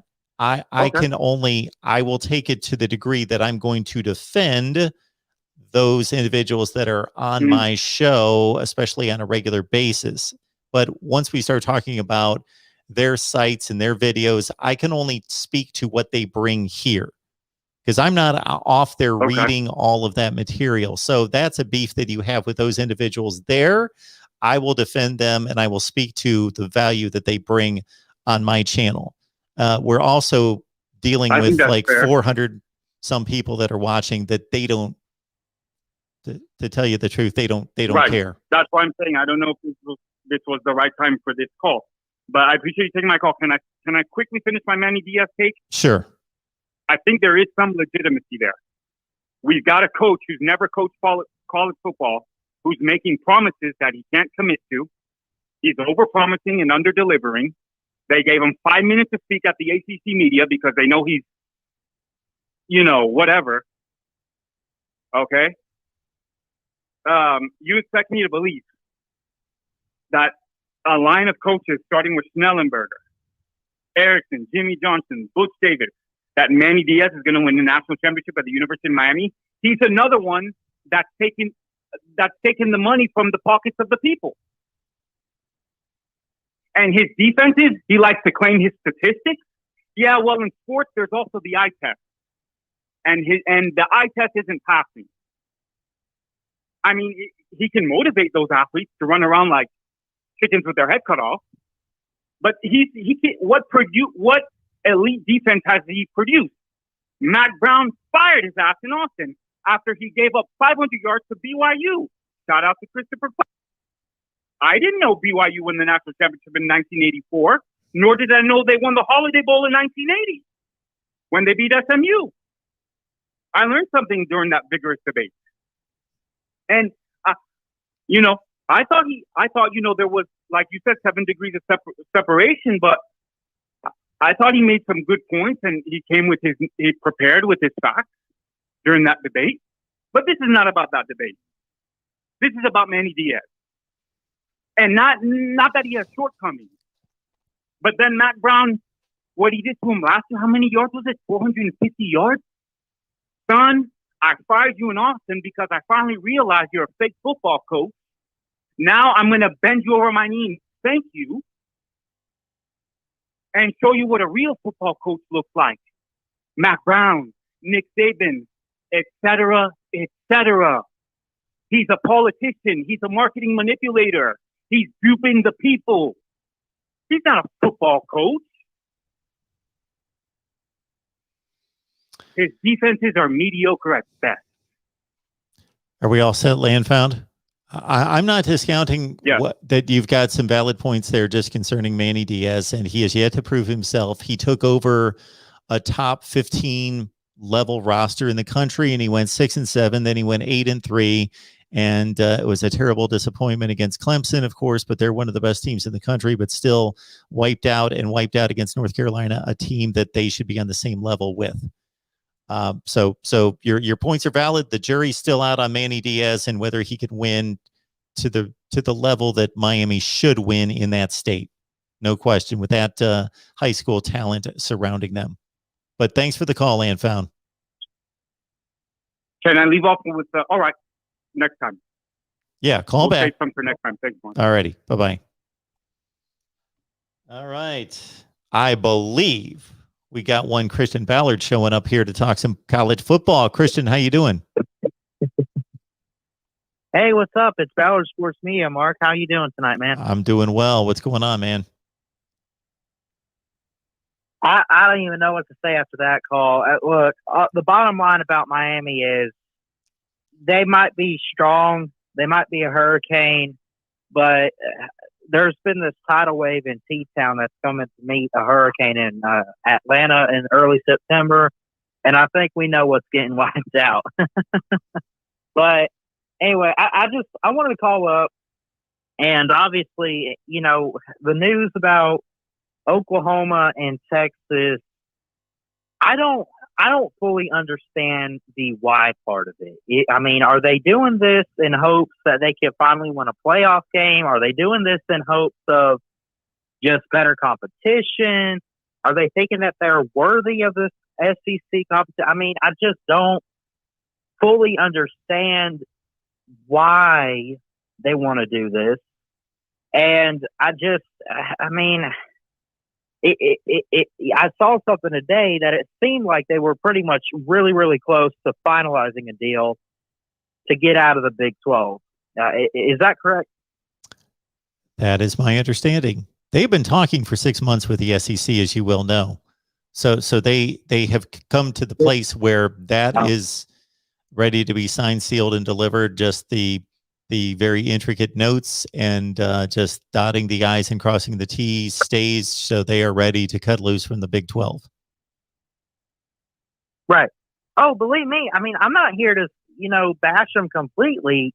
First off, I'll say I'm not full on against this idea of those teams coming over to the SEC. I think it would honestly make the SEC a bit more interesting, especially for a team like Oklahoma, who we know has competed. And you can say whatever you want to about this team or that team in the Big 12 and maybe say that it's a down conference. Okay, sure. But you can't deny Lincoln Riley. You can't deny what he's done. He's had Heisman winning quarterbacks. He's, recruited very well. He's done a lot for Oklahoma.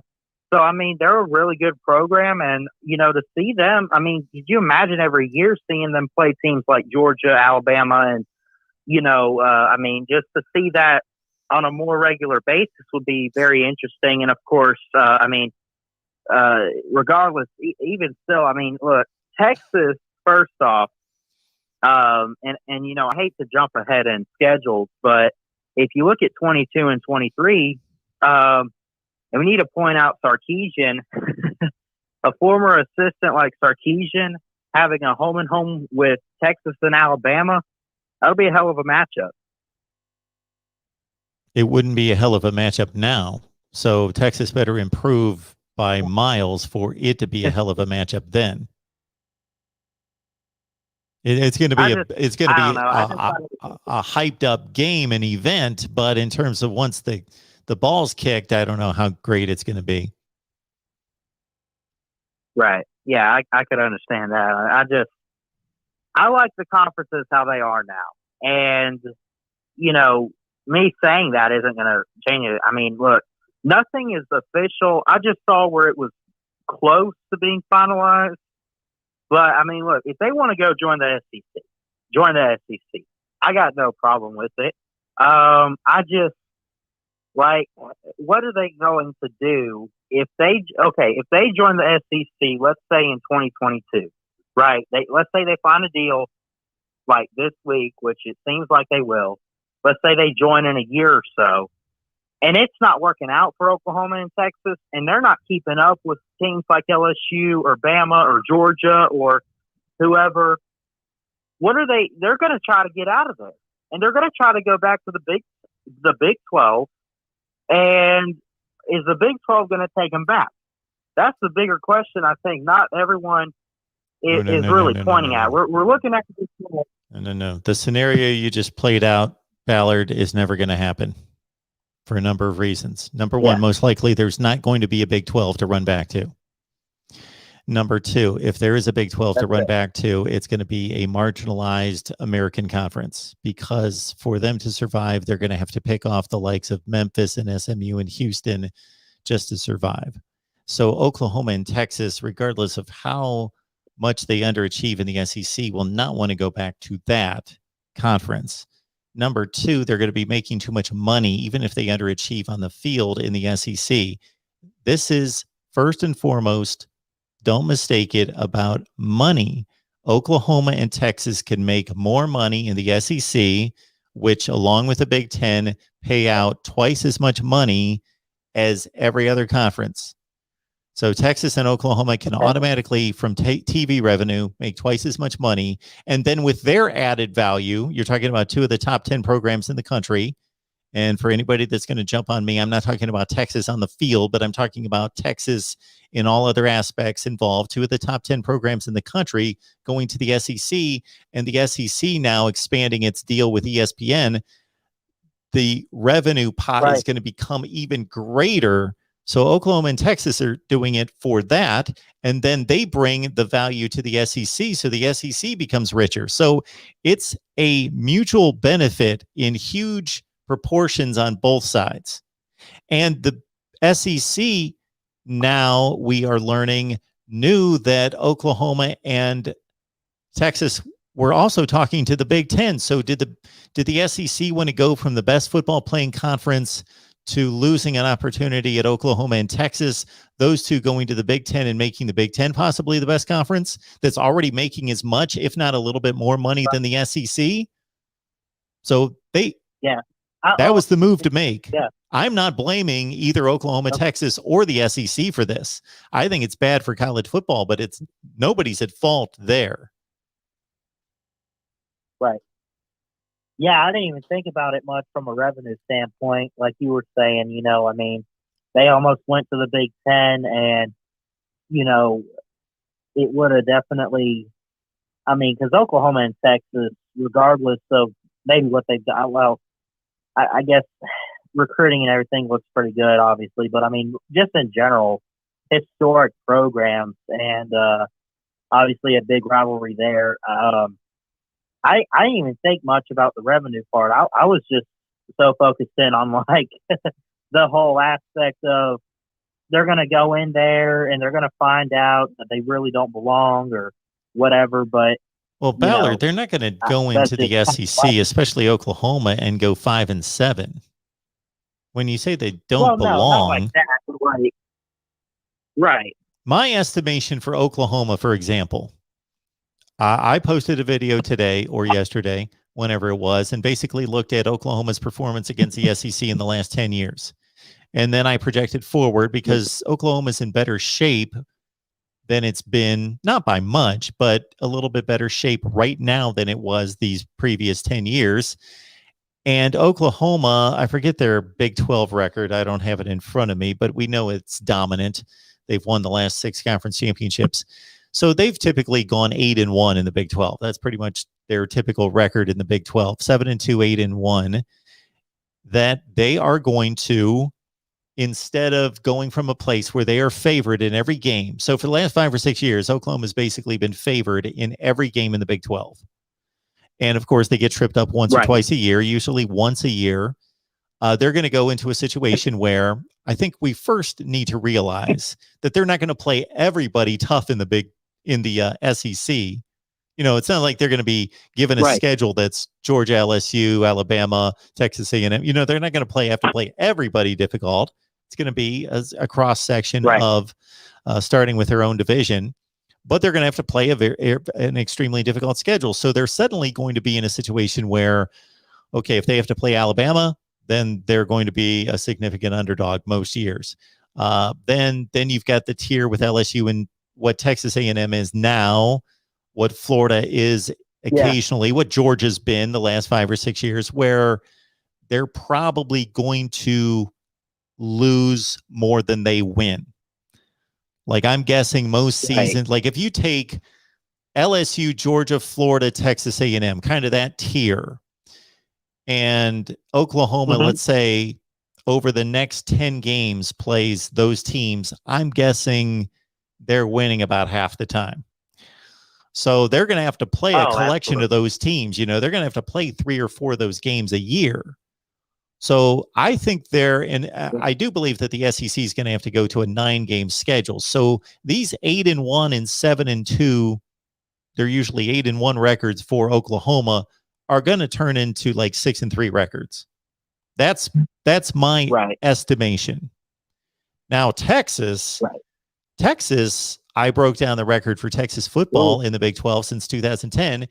They're basically almost hitting exactly a 5-4 record in the Big 12 every year. Well, they're going to go from having like 3 or 4 gimmies a year to 0 or 1. There's only going to be so many Vanderbilts, or South Carolina right now, or Arkansas under Chad Morris, there's only going to be one or two of those to run into. And That's fair. very few.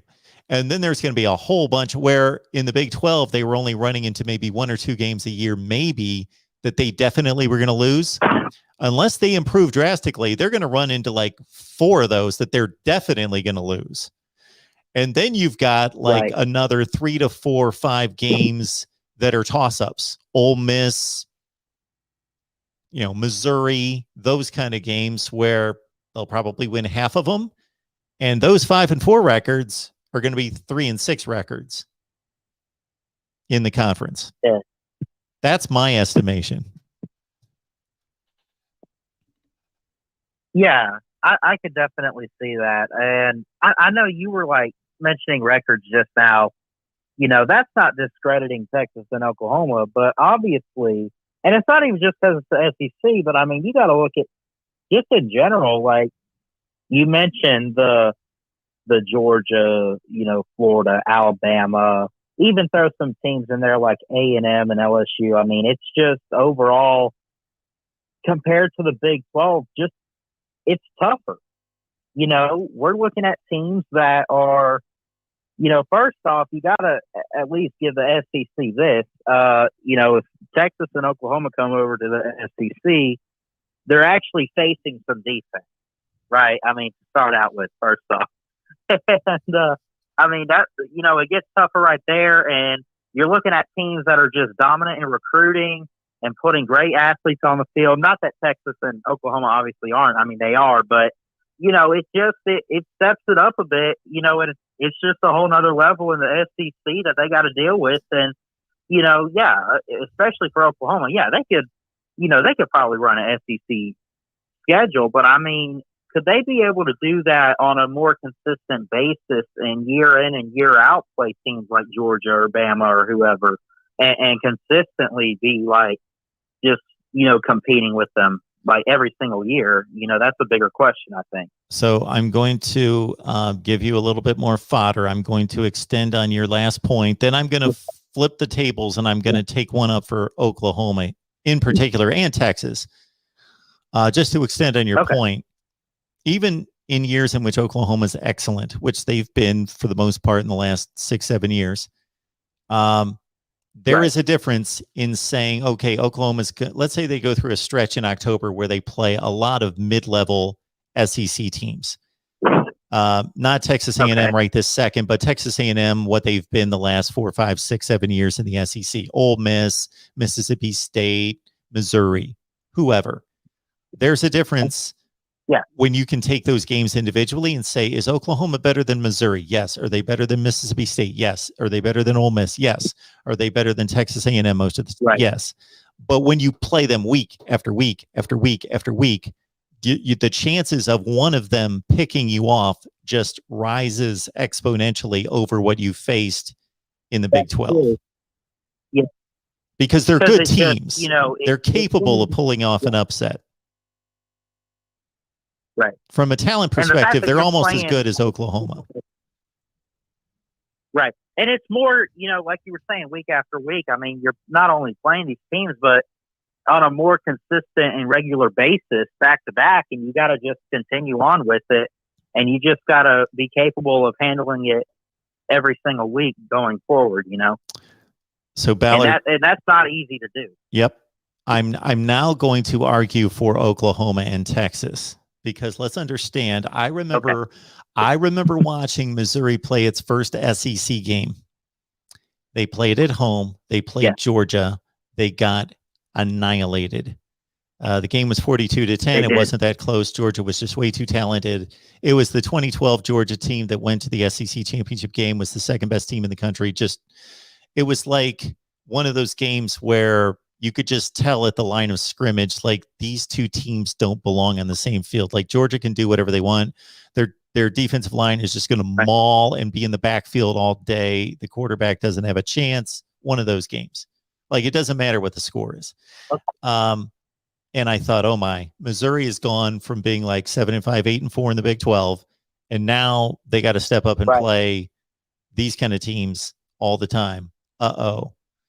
Now, Missouri caught a bit of a break the next couple of years. Georgia regressed, and Florida wasn't up to the challenge. And we know that the East was down for a few years, and Missouri won 2 division championships. And obviously, Texas A&M joined with Johnny Manziel that first year, and they played pretty well. They went 6-2 in the conference, and they've been a good conference member. And now they're probably at their peak since they've joined the SEC. You know, they've been a 4-4, 5-3 team in the SEC that goes 8-5, 9-4 most of the time, and they're good. They're not great; they're good. Well, Texas A&M was doing that in the Big 12. Missouri was doing that in the Big 12. So what happened? They came to a significantly better conference, and their records are pretty similar. I think that they stepped into the SEC, and this goes more for Texas A&M than it does Missouri. Missouri's more about just being kind of the Wisconsin of the SEC. They do a hell of a job developing players, and whether it's Drinkwitz or Odom or of course Gary Pinkel. So anyway, with Texas A&M, they could now go into living rooms in Texas and say, we're in the SEC. And players respond to that, and they started getting just ridiculous recruiting classes and were able to up the ante. I think that Texas and Oklahoma, especially Texas, is going to be able to do that. And, Ohio State in particular is going to Texas and picking off the best players in Texas. I mean, right at the top rung, the number 1 quarterback in the nation, the number 1 wide receiver in the country. That may not happen anymore since Texas can say we're in the SEC. So that may have the same effect there in Oklahoma and Texas's favor. Oh, absolutely. But, overall, if they end up, and again, it looks like they're going to join the SEC. I think only time will tell. I don't think you give it 1 or 2 years, but if you give it, and we look back maybe 5 years from now, we'll only see really, and again, I know the SEC is always kind of up and down. I know it's always, the past few years been Bama and Georgia, but I mean, teams are just rising up here or there. We'll just have to wait and see what happens with Texas and Oklahoma going forward. But Mark, I'm going to let you get to some other callers. Thank you so much for taking my call tonight. I hope you have an awesome week, and keep up the great content. Appreciate it, Ballard. Have a good one. All right, on to our next call, where somebody is asking for me to give them their thoughts. Okay, welcome to the Voice of College Football. Who's on the line?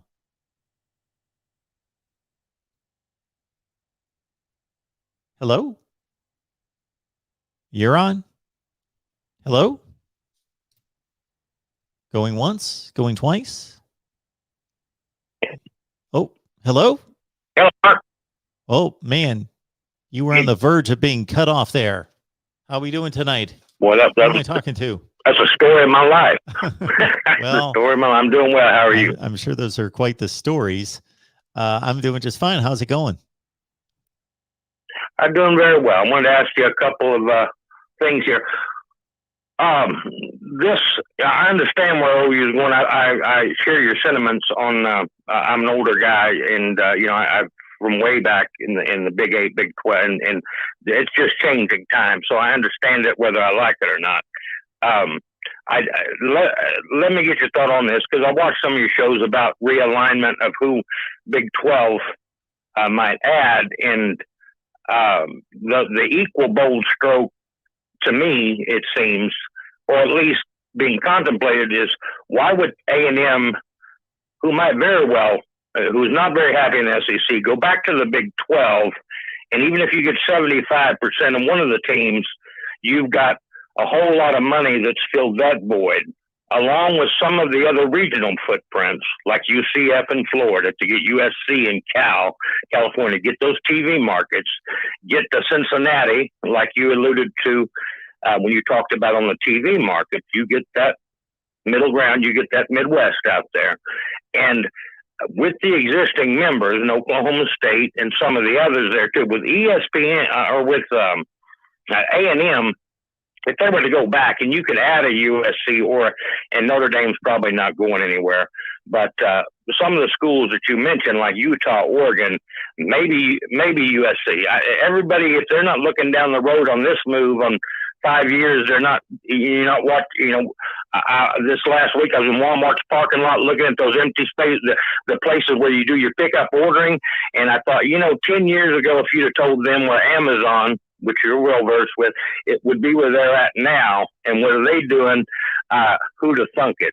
So it's a changing world, and that is what it is. Now, the transfer portal, the other thing I want to ask you about, to me, there's going to be an overload of what is already excessive at this point right now. Now, we're going to be in a good situation with OU having so much depth at defensive line, just putting this on the micro level, that you're going to worry about playing time. Okay, Alabama's got 2 kids that are 5 stars competing for a number 2 spot right now.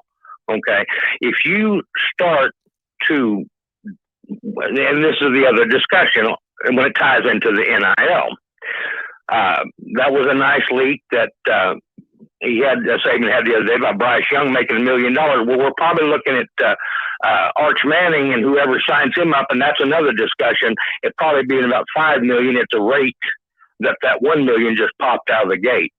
Okay. Well, Clever Lou, who doesn't know anything, asked me a year about how NIL's doing. And by the way, our guy hadn't even taken a snap, and he's got $1 million. So that is a huge thing to me. So you tie that into the transfer portal with all these guys that are so deep at this SEC school, just on name, image, and likeness alone, on where they can cash at the rate this money is going to go, and it will go. This is, I believe, and I think we can concur with $1 million out of the gate. They've kind of set a little bit of the bar. Okay, that's another issue. The other thing, I firmly believe that Lincoln Riley, if I'm that man, forget your rose-colored glasses, and I think he'll go this year, maybe next year. But why on earth would you not, when your coaching stock's an all-time high to double the money, take a new challenge on the NFL rather than go have to reprove yourself, which he doesn't have to do just from a fiscal standpoint? Why wouldn't you just go ahead and go to Jerry World, like I mentioned in the comments the other day, and get $11 million a year? Okay, and rather than have to reprove what's already out there on that commodity. So, your thoughts? I appreciate it. On the final point, that makes complete sense. I hadn't thought of that because, the Lincoln Riley situation concerning his coaching future changes here drastically because he, I'm sure, is up to the challenge and probably welcomes the challenge on one level, but wiser thoughts will prevail. I would think, like you're saying, that why tarnish a bit of an image by jeopardizing just the sterling winning percentage and going to playoffs most seasons by going to the SEC and going 8-4. I'm not saying that Oklahoma, I'm not going to get them the fan base riled up by predicting that they're going to go 8-4 in the SEC, but it's a strong possibility that they're going to become more. That's a real possibility. That's the reality. So what you just stated makes total sense. He's an offensive mind. He just has that opportunity to the NFL. Any NFL job is open to him that becomes open. He is a viable candidate for. And of course, he's linked to the Dallas job and has been in the past. The one before that, and concerning NIL, I'm right on board with Nick Saban because I actually stated this in a different way than he did before he took the podium at SEC Media Days, that I had a lot of thoughts about it and a lot of conjecturing about what could happen and who's it going to help and who's it going to hurt. But I'm at least smart enough to know that I'm not smart enough to know exactly what the pitfalls and the issues are going to be and what the benefits are going to be. We know the obvious benefits are going to be is that kids are going to get rich or at least have some pocket change.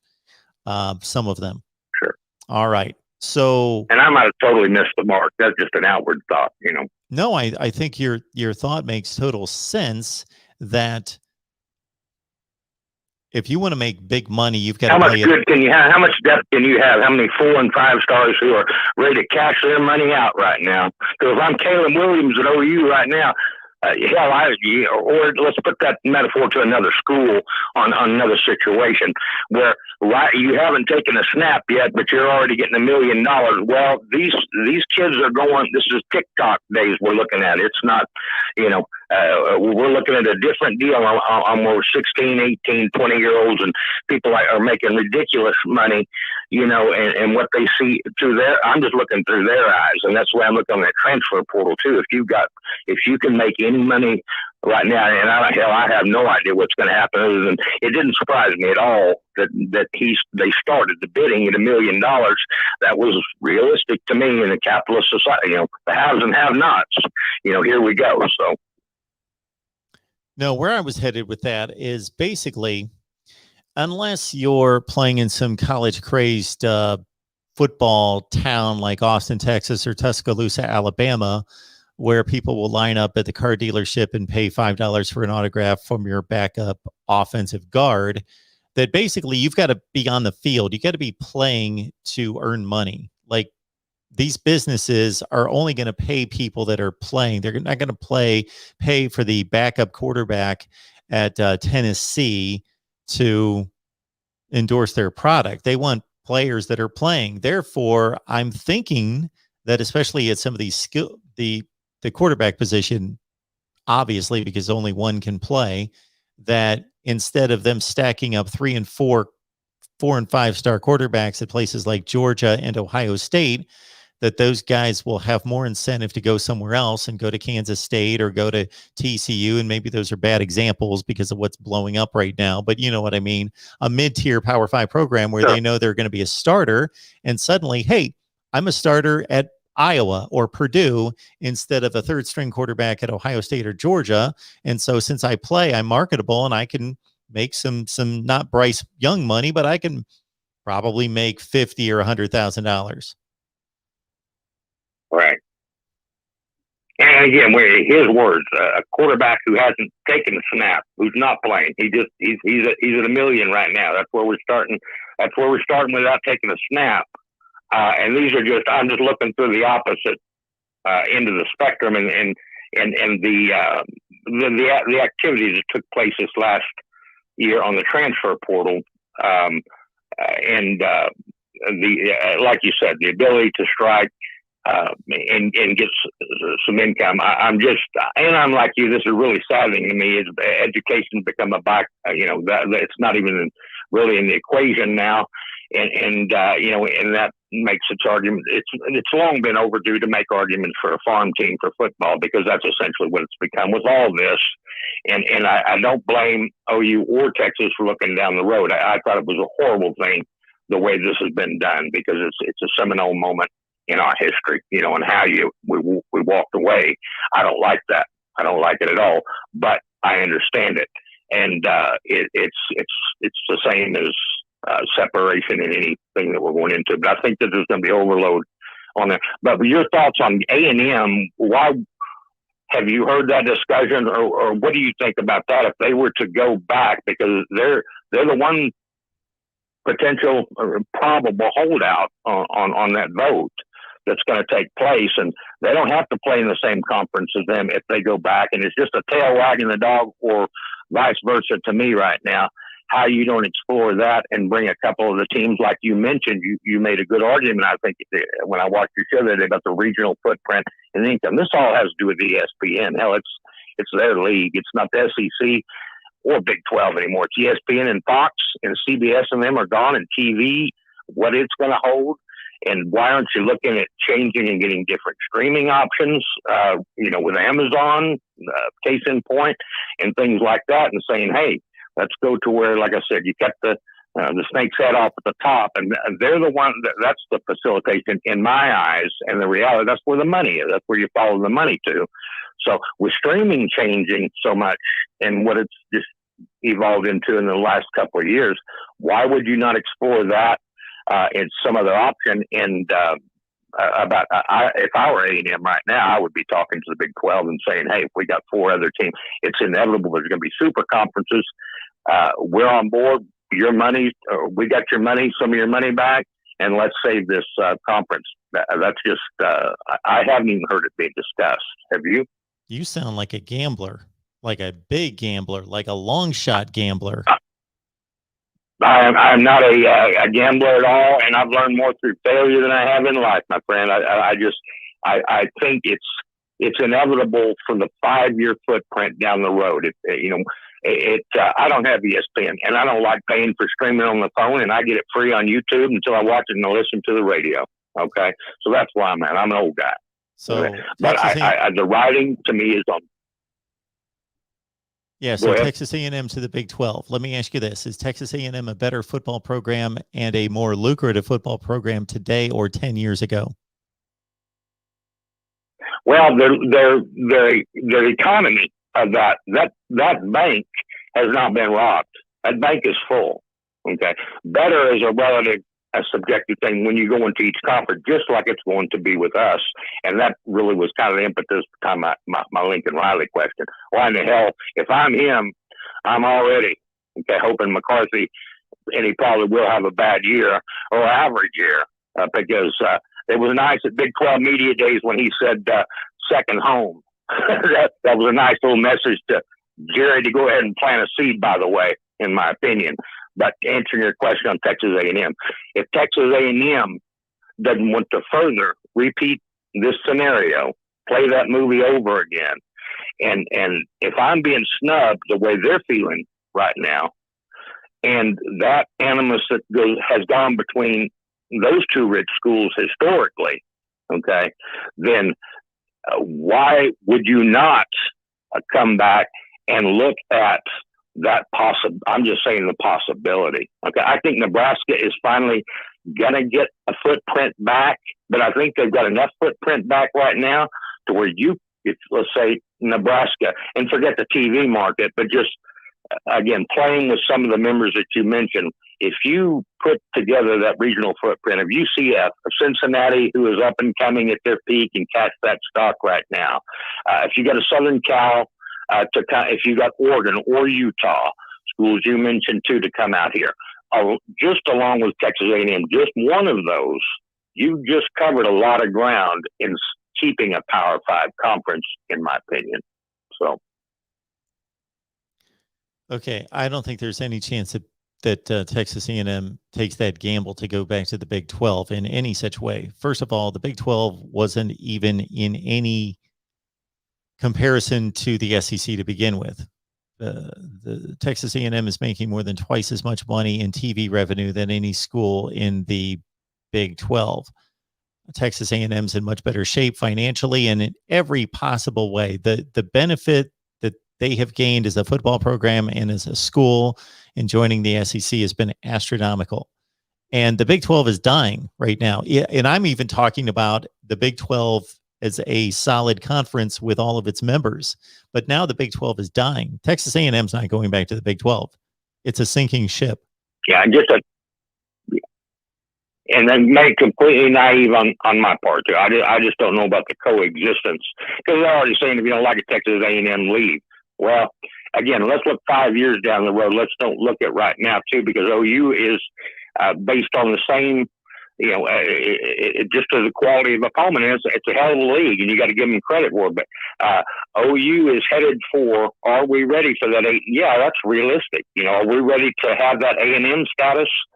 Also, I mean, that's kind of flipping the argument, but I don't know. Do you think Texas A&M is just going to go ahead and go along with it, and just for money's sake, and the rest of it, adding 2 more teams to spread the wealth with now? I think Texas A&M is going to cast its no vote. And even if it's publicly stated that the SEC voted unanimously, that there's going to be an understanding within that boardroom that Texas A&M was against it, but Greg Sankey's going to pull their arm and say, we need to be unified and we need to show a unified front. So I'm going to twist your arm and we'll give you a little concession here or there to play along. You've lost. So we understand you didn't want this. And Texas A&M has already made that very clear, because this hurts them. They own Texas from an SEC standpoint, and they no longer do. So your point, I understand, but there is just too much plus side to SEC football for Texas A&M to ever leave the way things are just because they're upset about Texas joining. That's not going to be enough for them to turn down hundreds of millions of dollars. Yeah, fair point. All right, sir. Well, thank you. And for I the agree. call. I'm just wondering. I'm factoring in all the different things and run through scenarios, and because I think that again, we're going a week away from it. Everybody would have had you committed or thought you were just plumb nuts to think that OU and Texas, that this would have transpired in the last week. I think you agree. Everybody agrees that they agreed that nobody would have believed this took place. So I'm thinking 5 years down the road, okay, and road to media, and I'm thinking about just growing new branches on that tree, okay, or going back and re-adding to it, because I think it's still going to be overloaded in the SEC. And your argument is very sound, and your points are very well made, and I agree in principle on a lot of things. I just, with the NIL, the transfer portal, the depth, you can only get so fat, okay, so much meat on the hoof.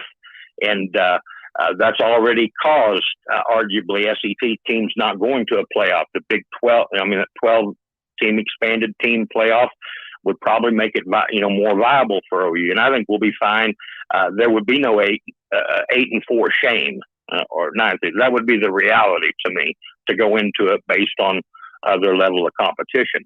But I just think you get too much sometimes on those. And I just asked that Texas A&M question because they're already talking about everybody else from every other conference getting together to join a super conference in order to combat these things. So I very much appreciate your point. You're spot on, and I've left comments before, and nobody has worked more tirelessly than you have and being more proficient and on point and explored areas that others haven't, and I really, really gratefully appreciate it. I'm far from perfect, just doing my best, but I appreciate the kind words. Thank you so much for calling, and I appreciate your comments, and thanks for giving us your time. Thanks for the call.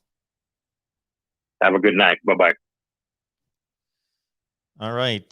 Before I take this next call, I want to remind everyone that if you saw the sketch that I showed the other night, and unfortunately it's not right here with me, but it's pretty phenomenal. So someone out there kind enough that's got sketching expertise and skill sent me a sketch of the Voice of College Football logo, and it's phenomenal. So go to Tri-State Wood Sketch, tristatewoodssketch.com. Buy one, get one free. You send them a photo. So, you're not stuck with the Voice of College Football logo. That's not what we're selling here. It is whatever you want. Your dog, your cat, your loved one, a beautiful lake scene, whatever you want. And you send them a photo, and you pick out your surface, and you go to town and you buy one, you get one free. You drop my name. Just say Mark sent you. All right. Next caller, welcome to the Voice of College Football. Hey, Mark, how you doing? Hey, Cameron, what's going on? Not much, man. Crazy week. I'm a Penn State fan, so I think about this from like a Big Ten perspective, I guess. And the schools I've heard linked with like, expansion for us just seem like regional fits. It's been Kansas, it's been Iowa State, which don't really move the needle for me all that much, unless it's Iowa State and wrestling, but not many people care about wrestling. And it seems like Notre Dame isn't much of a fit, right? It's a great fit, but it's going to be almost impossible to do. I'd love to see USC, but that's kind of crazy. Are any ACC schools going to be vulnerable here to go pick off, or is the ACC going to be pretty safe through all this? Okay. Again, we are just in such uncharted territory. So I want to start with that, because every other time this has happened, or any other time that people have conjectured about realignment and what could happen, it was always a logical discussion that went back to, trying to align rivalries and geography. And now, we're hearing about the Big Ten yanking USC out of the Pac-12. Like, it's just craziness. Like, nothing's off the board that could be feasible. Okay. We know that schools like Ohio State and Clemson and Penn State, excuse me, are in the catbird seat. They can either stay and evaluate the situation and say this is our best place, or they can do what they want because conferences want them. Then there are other ones that are in a more tenuous, vulnerable position. So if you look at the ACC, some people are thinking that the ACC, Jay Billis made the comment today, I heard, that he believes that the ACC should be reaching out to the SEC to say, take us in. The whole conference. Well, I don't know how that would work. If they're going to go to, what would that be, 16 and 14, they're at 30, they take two more and they got 32 teams. Like, there's enough crazy talk about just having like a 32 team conference. And then the rest of the country just gets together, and I guess we just have 32 on 32 in two conferences. I don't know. I mean, we're basically already going to be at 4 power conferences, even in the best case scenario. Sure. When you look at it that way, right? Because the Big 12 days of operating as a Power 5 conference, regardless of who they go out and get, without Texas and Oklahoma, that's pretty much over. Absolutely. I would say, right? Yes. Done. So that's shot. So you opened this up. Go ahead. No, go ahead. I'm sorry. I just thought you opened this up by saying something about Penn State. Well, yeah, just I view it from a Penn State perspective because I'm a Penn State fan. I'm 30 years old. They've been in the Big Ten my whole life, so I never really knew them as independent. So I kind of see, Ohio State, Michigan as rivals, and I'd hate to lose that. But your other caller brought up this NIL stuff and everything. The game, and I'm not against it or anything. I think it had to go in the direction it did. You couldn't justify not paying these kids or letting them go get their money anymore. But it seems to be going in a semi-pro direction. So like you said, these conferences could end up all over the place, and I don't know if it really matters anymore. If college football will be recognizable to what it was growing up and watching it, but it's wild to watch. Well, at least you're in a good position from a standpoint of talent base and facilities and money and competition on the field. Penn State's, they're an attractive school. They're going to be part of the power structure. They're not going to be left out. TCU could be left out. Baylor could be left out. Iowa State could be left out. If things get really cutthroat, everybody left in the Big 12 is vulnerable to a certain extent. Although you would think like Oklahoma State could find a place because they play good football and they've got some money and some tradition and all that. But yeah, Penn State is not vulnerable in any way. And if this gets crazy enough, some of the weaklings in these major conferences might be vulnerable. Rutgers might be vulnerable. Wake Forest might be vulnerable. Who knows if this turns a certain way? I don't think they are, but it's possible that if the Big Ten just starts grabbing from the Pac-12 and Oregon State and Colorado and somebody else, Arizona, just sitting there, Do you ever see this just breaking off from the NCAA completely? And these teams go and, they make a 42 team or 48 team league on their own? Like you said, sure. And that would leave out your Wake Forest and Rutgers and whoever. Yeah, I do. I think that what COVID showed us is that the NCAA doesn't have any power when the conferences act on their own. Right, because what are they there for? To keep things together? I mean, what universal rules across conferences? What I guess what's the benefit of keeping them around if you're these presidents and athletic directors? What do they do for it? They've pretty much been reduced to a policing service for investigations and just trying to uphold eligibility rules and fair competition and make sure teams aren't cheating. Right.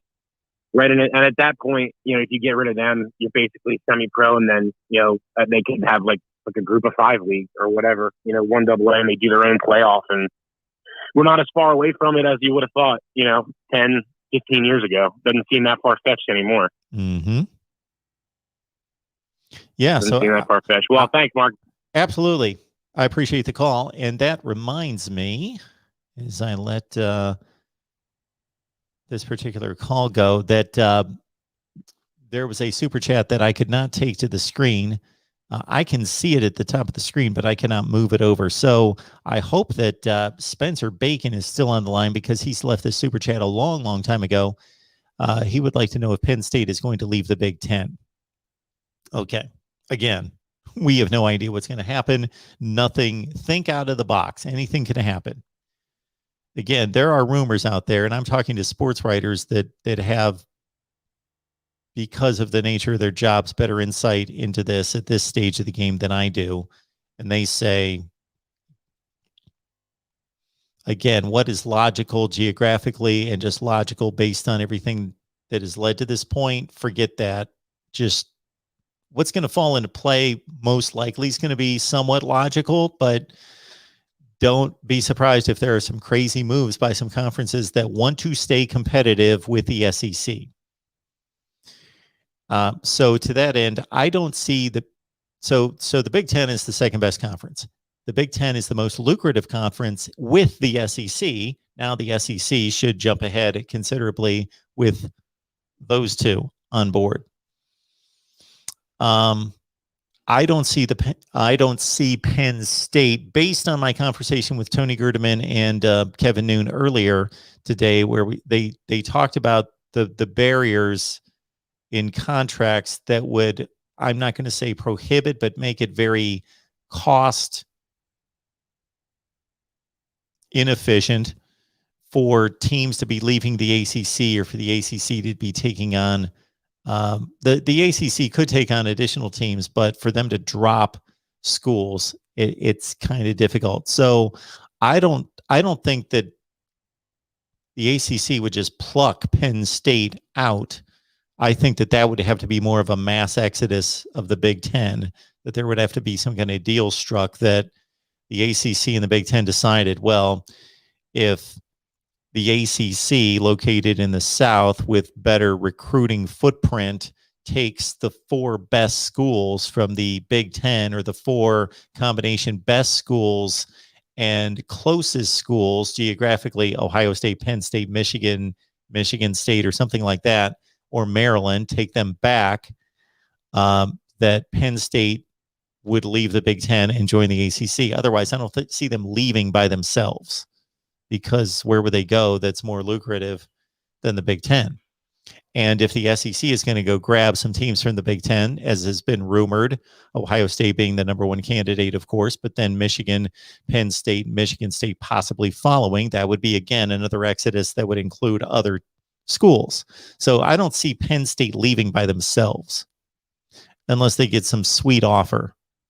Unless the ACC determines, okay, Penn State geographically makes some sense. They're right there with Pitt and Syracuse and everybody else, and connected to West Virginia and so forth. And maybe they pick up West Virginia and they pull Penn State. But Penn State would have to get just overwhelmed financially to make that move out of the Big Ten, because they're doing well in the Big Ten. And the Big Ten makes so much more money than the ACC. So, Spencer, I hope you were still here with us for that. I appreciate everybody. Another super chat coming in. Let me grab this one before I miss it. Coming in from Nathan Chung. Do you think we will have a large amount of transfers because of new conferences? I don't know how we can have more transfers. I saw a statistic the other day, and I wish I could remember the numbers, because I'll kind of make them up, because I remembered roughly the percentages, but it would be shocking, especially for student athletes. Student athletes that are considering transferring should be shown these numbers. It's almost similar to the ones that before the NFL provided that evaluation that they now do, the pre-draft evaluation, so that they can inform that particular player what NFL personnel, managers, and scouts and general managers are saying about them, what their draft projection is. And all these players used to think that they were prime NFL candidates, and they would declare for the draft, and 70% of them would go undrafted, and it was a travesty. Well, we are seeing something similar in the transfer portal now. Again, I don't remember the numbers, but let's say it's something like this. 1,600 players. That high was in the quadruple digits. So let's say 1,100 players had declared for the transfer portal, and well over half of them don't have a home. I don't know how the math is working out there, because you would think there's X number of scholarships available, 85 per team. There's 130 FBS teams. So you would think that everybody's just switching places. That if a particular team loses 3 transfers, let's say 3 net, they lose 9 and they gain 6. They lost 3. Well, they've got 3 scholarships left over. I know that that doesn't work out perfectly, but the math does. So you would think that there would always be spots for the players that left those particular schools, correct? So I don't know why we've had like 1,100 leave and only less than half of them find homes with other schools. But that's what's not working out right now. So I'm sure that that data is going to be used by head coaches in the future to say the grass is not always greener. All right, everyone. It's been great to be here. I think we've hit a good place. I do have several calls on the line. I think it's going to be impossible for me to end the show and not have other calls here. So welcome to the Voice of College Football. Who's on the line? Yeah, my name is Andrew. How you doing today, Mark? I'm doing well. I appreciate the call. What's going on tonight?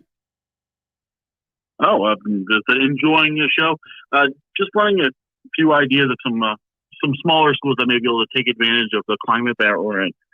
Particularly, I think that this may be a great time for some schools like North Dakota and South Dakota State to maybe make that jump, maybe jump in and try to help out the Big 12 and boosting some members. What do you think about that?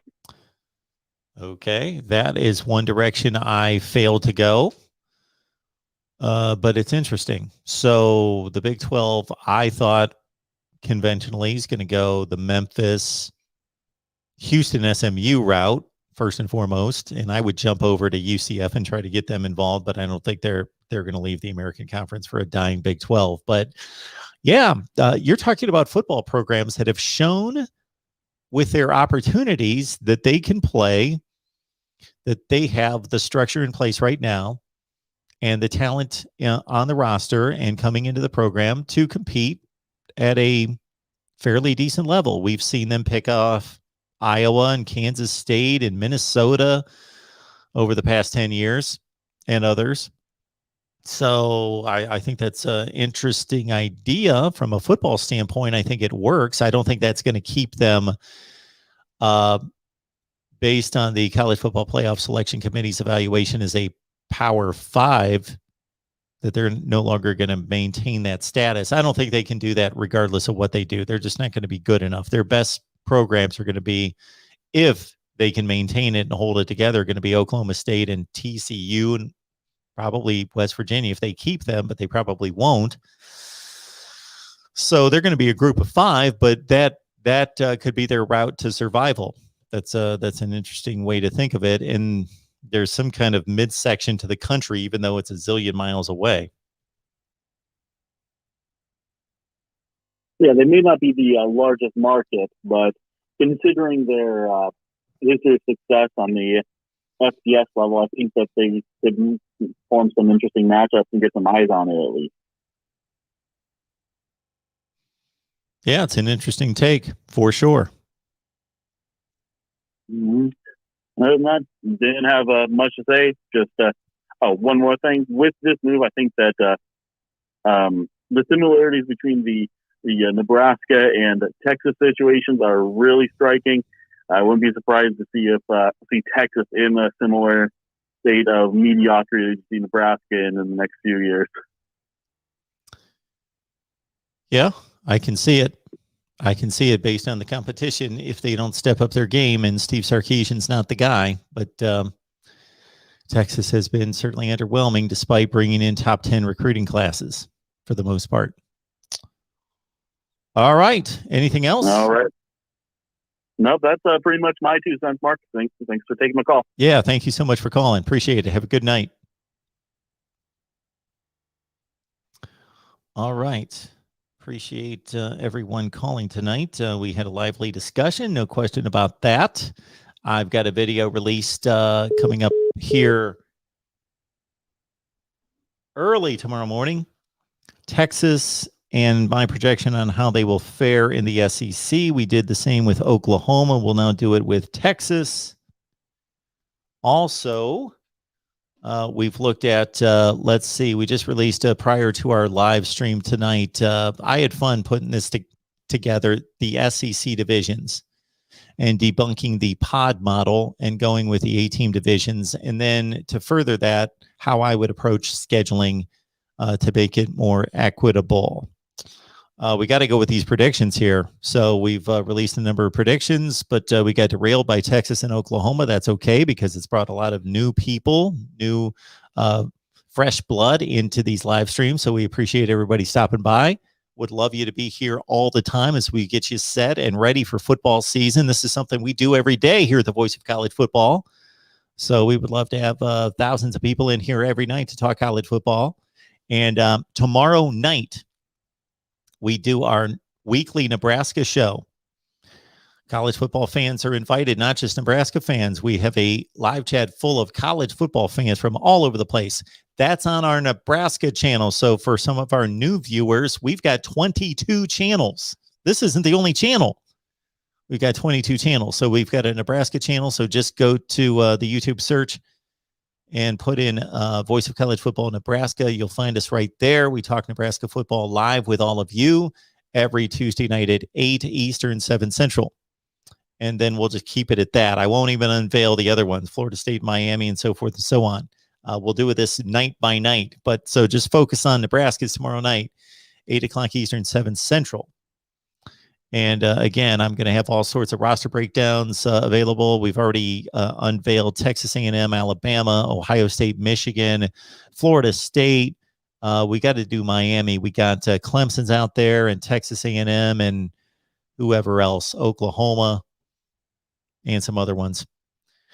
All right. So I want to show everyone this, and this just in no way does it justice, but that is the fine work from Mr. Joey. Right there, Joey Foster from TriStateWoodsketch.com. Buy one, get one free. And again, we're not selling that, so I don't expect you to purchase that. That is a sample. Basically, you send them their the photo of your choice, and you pick out your display surface, and then you go from there, and they knock it out of the park. I've got about 10 or 12 examples of different people, different settings, different scenes, and it all looks amazing. So check it out right there. Please shop Amazon using the link in the description section that we provide of any of the videos. You're not going to see it on this live stream right now, but any of the videos, go to the description section, grab that Amazon link. You can help us tremendously if you just put that Amazon link wherever you shop. And so it's available, and you'll remember it when you go shopping. Grab the Amazon link. It's the same exact shopping experience. It doesn't change in any such way. It doesn't cost you a penny, but it helps us build the channel. Also, voiceofcollegefootball.com. I need to have a banner for that. Voiceofcollegefootball.com. If you want to write for us, you can do that. Go to voiceofcollegefootball.com, fill out the form where it says write for us, or, hey, you want to gear up for college football season. I wish I had. I do not have any items to show you here. For some reason, when I fire up these live streams, there are different applications and different files, and they're not available here. But basically, go to voiceofcollegefootball.com, go to the top of the screen. It says store, and go nuts. Go in there, check it out, see what we got, and appreciate everybody being here for another night of college football talk with all of you. I hope I didn't miss any viable questions, comments out there. I think I caught up with the 2 super chats. Thank you so much for that. And again, we will be here tomorrow night for Nebraska Talk. And who knows, we may show up sometime in the afternoon or sometime in the evening because to unveil more of this and beyond. But we got our predictions to do, and we will see all of you very soon. I thank you so much for the support, more than you know. See you next time.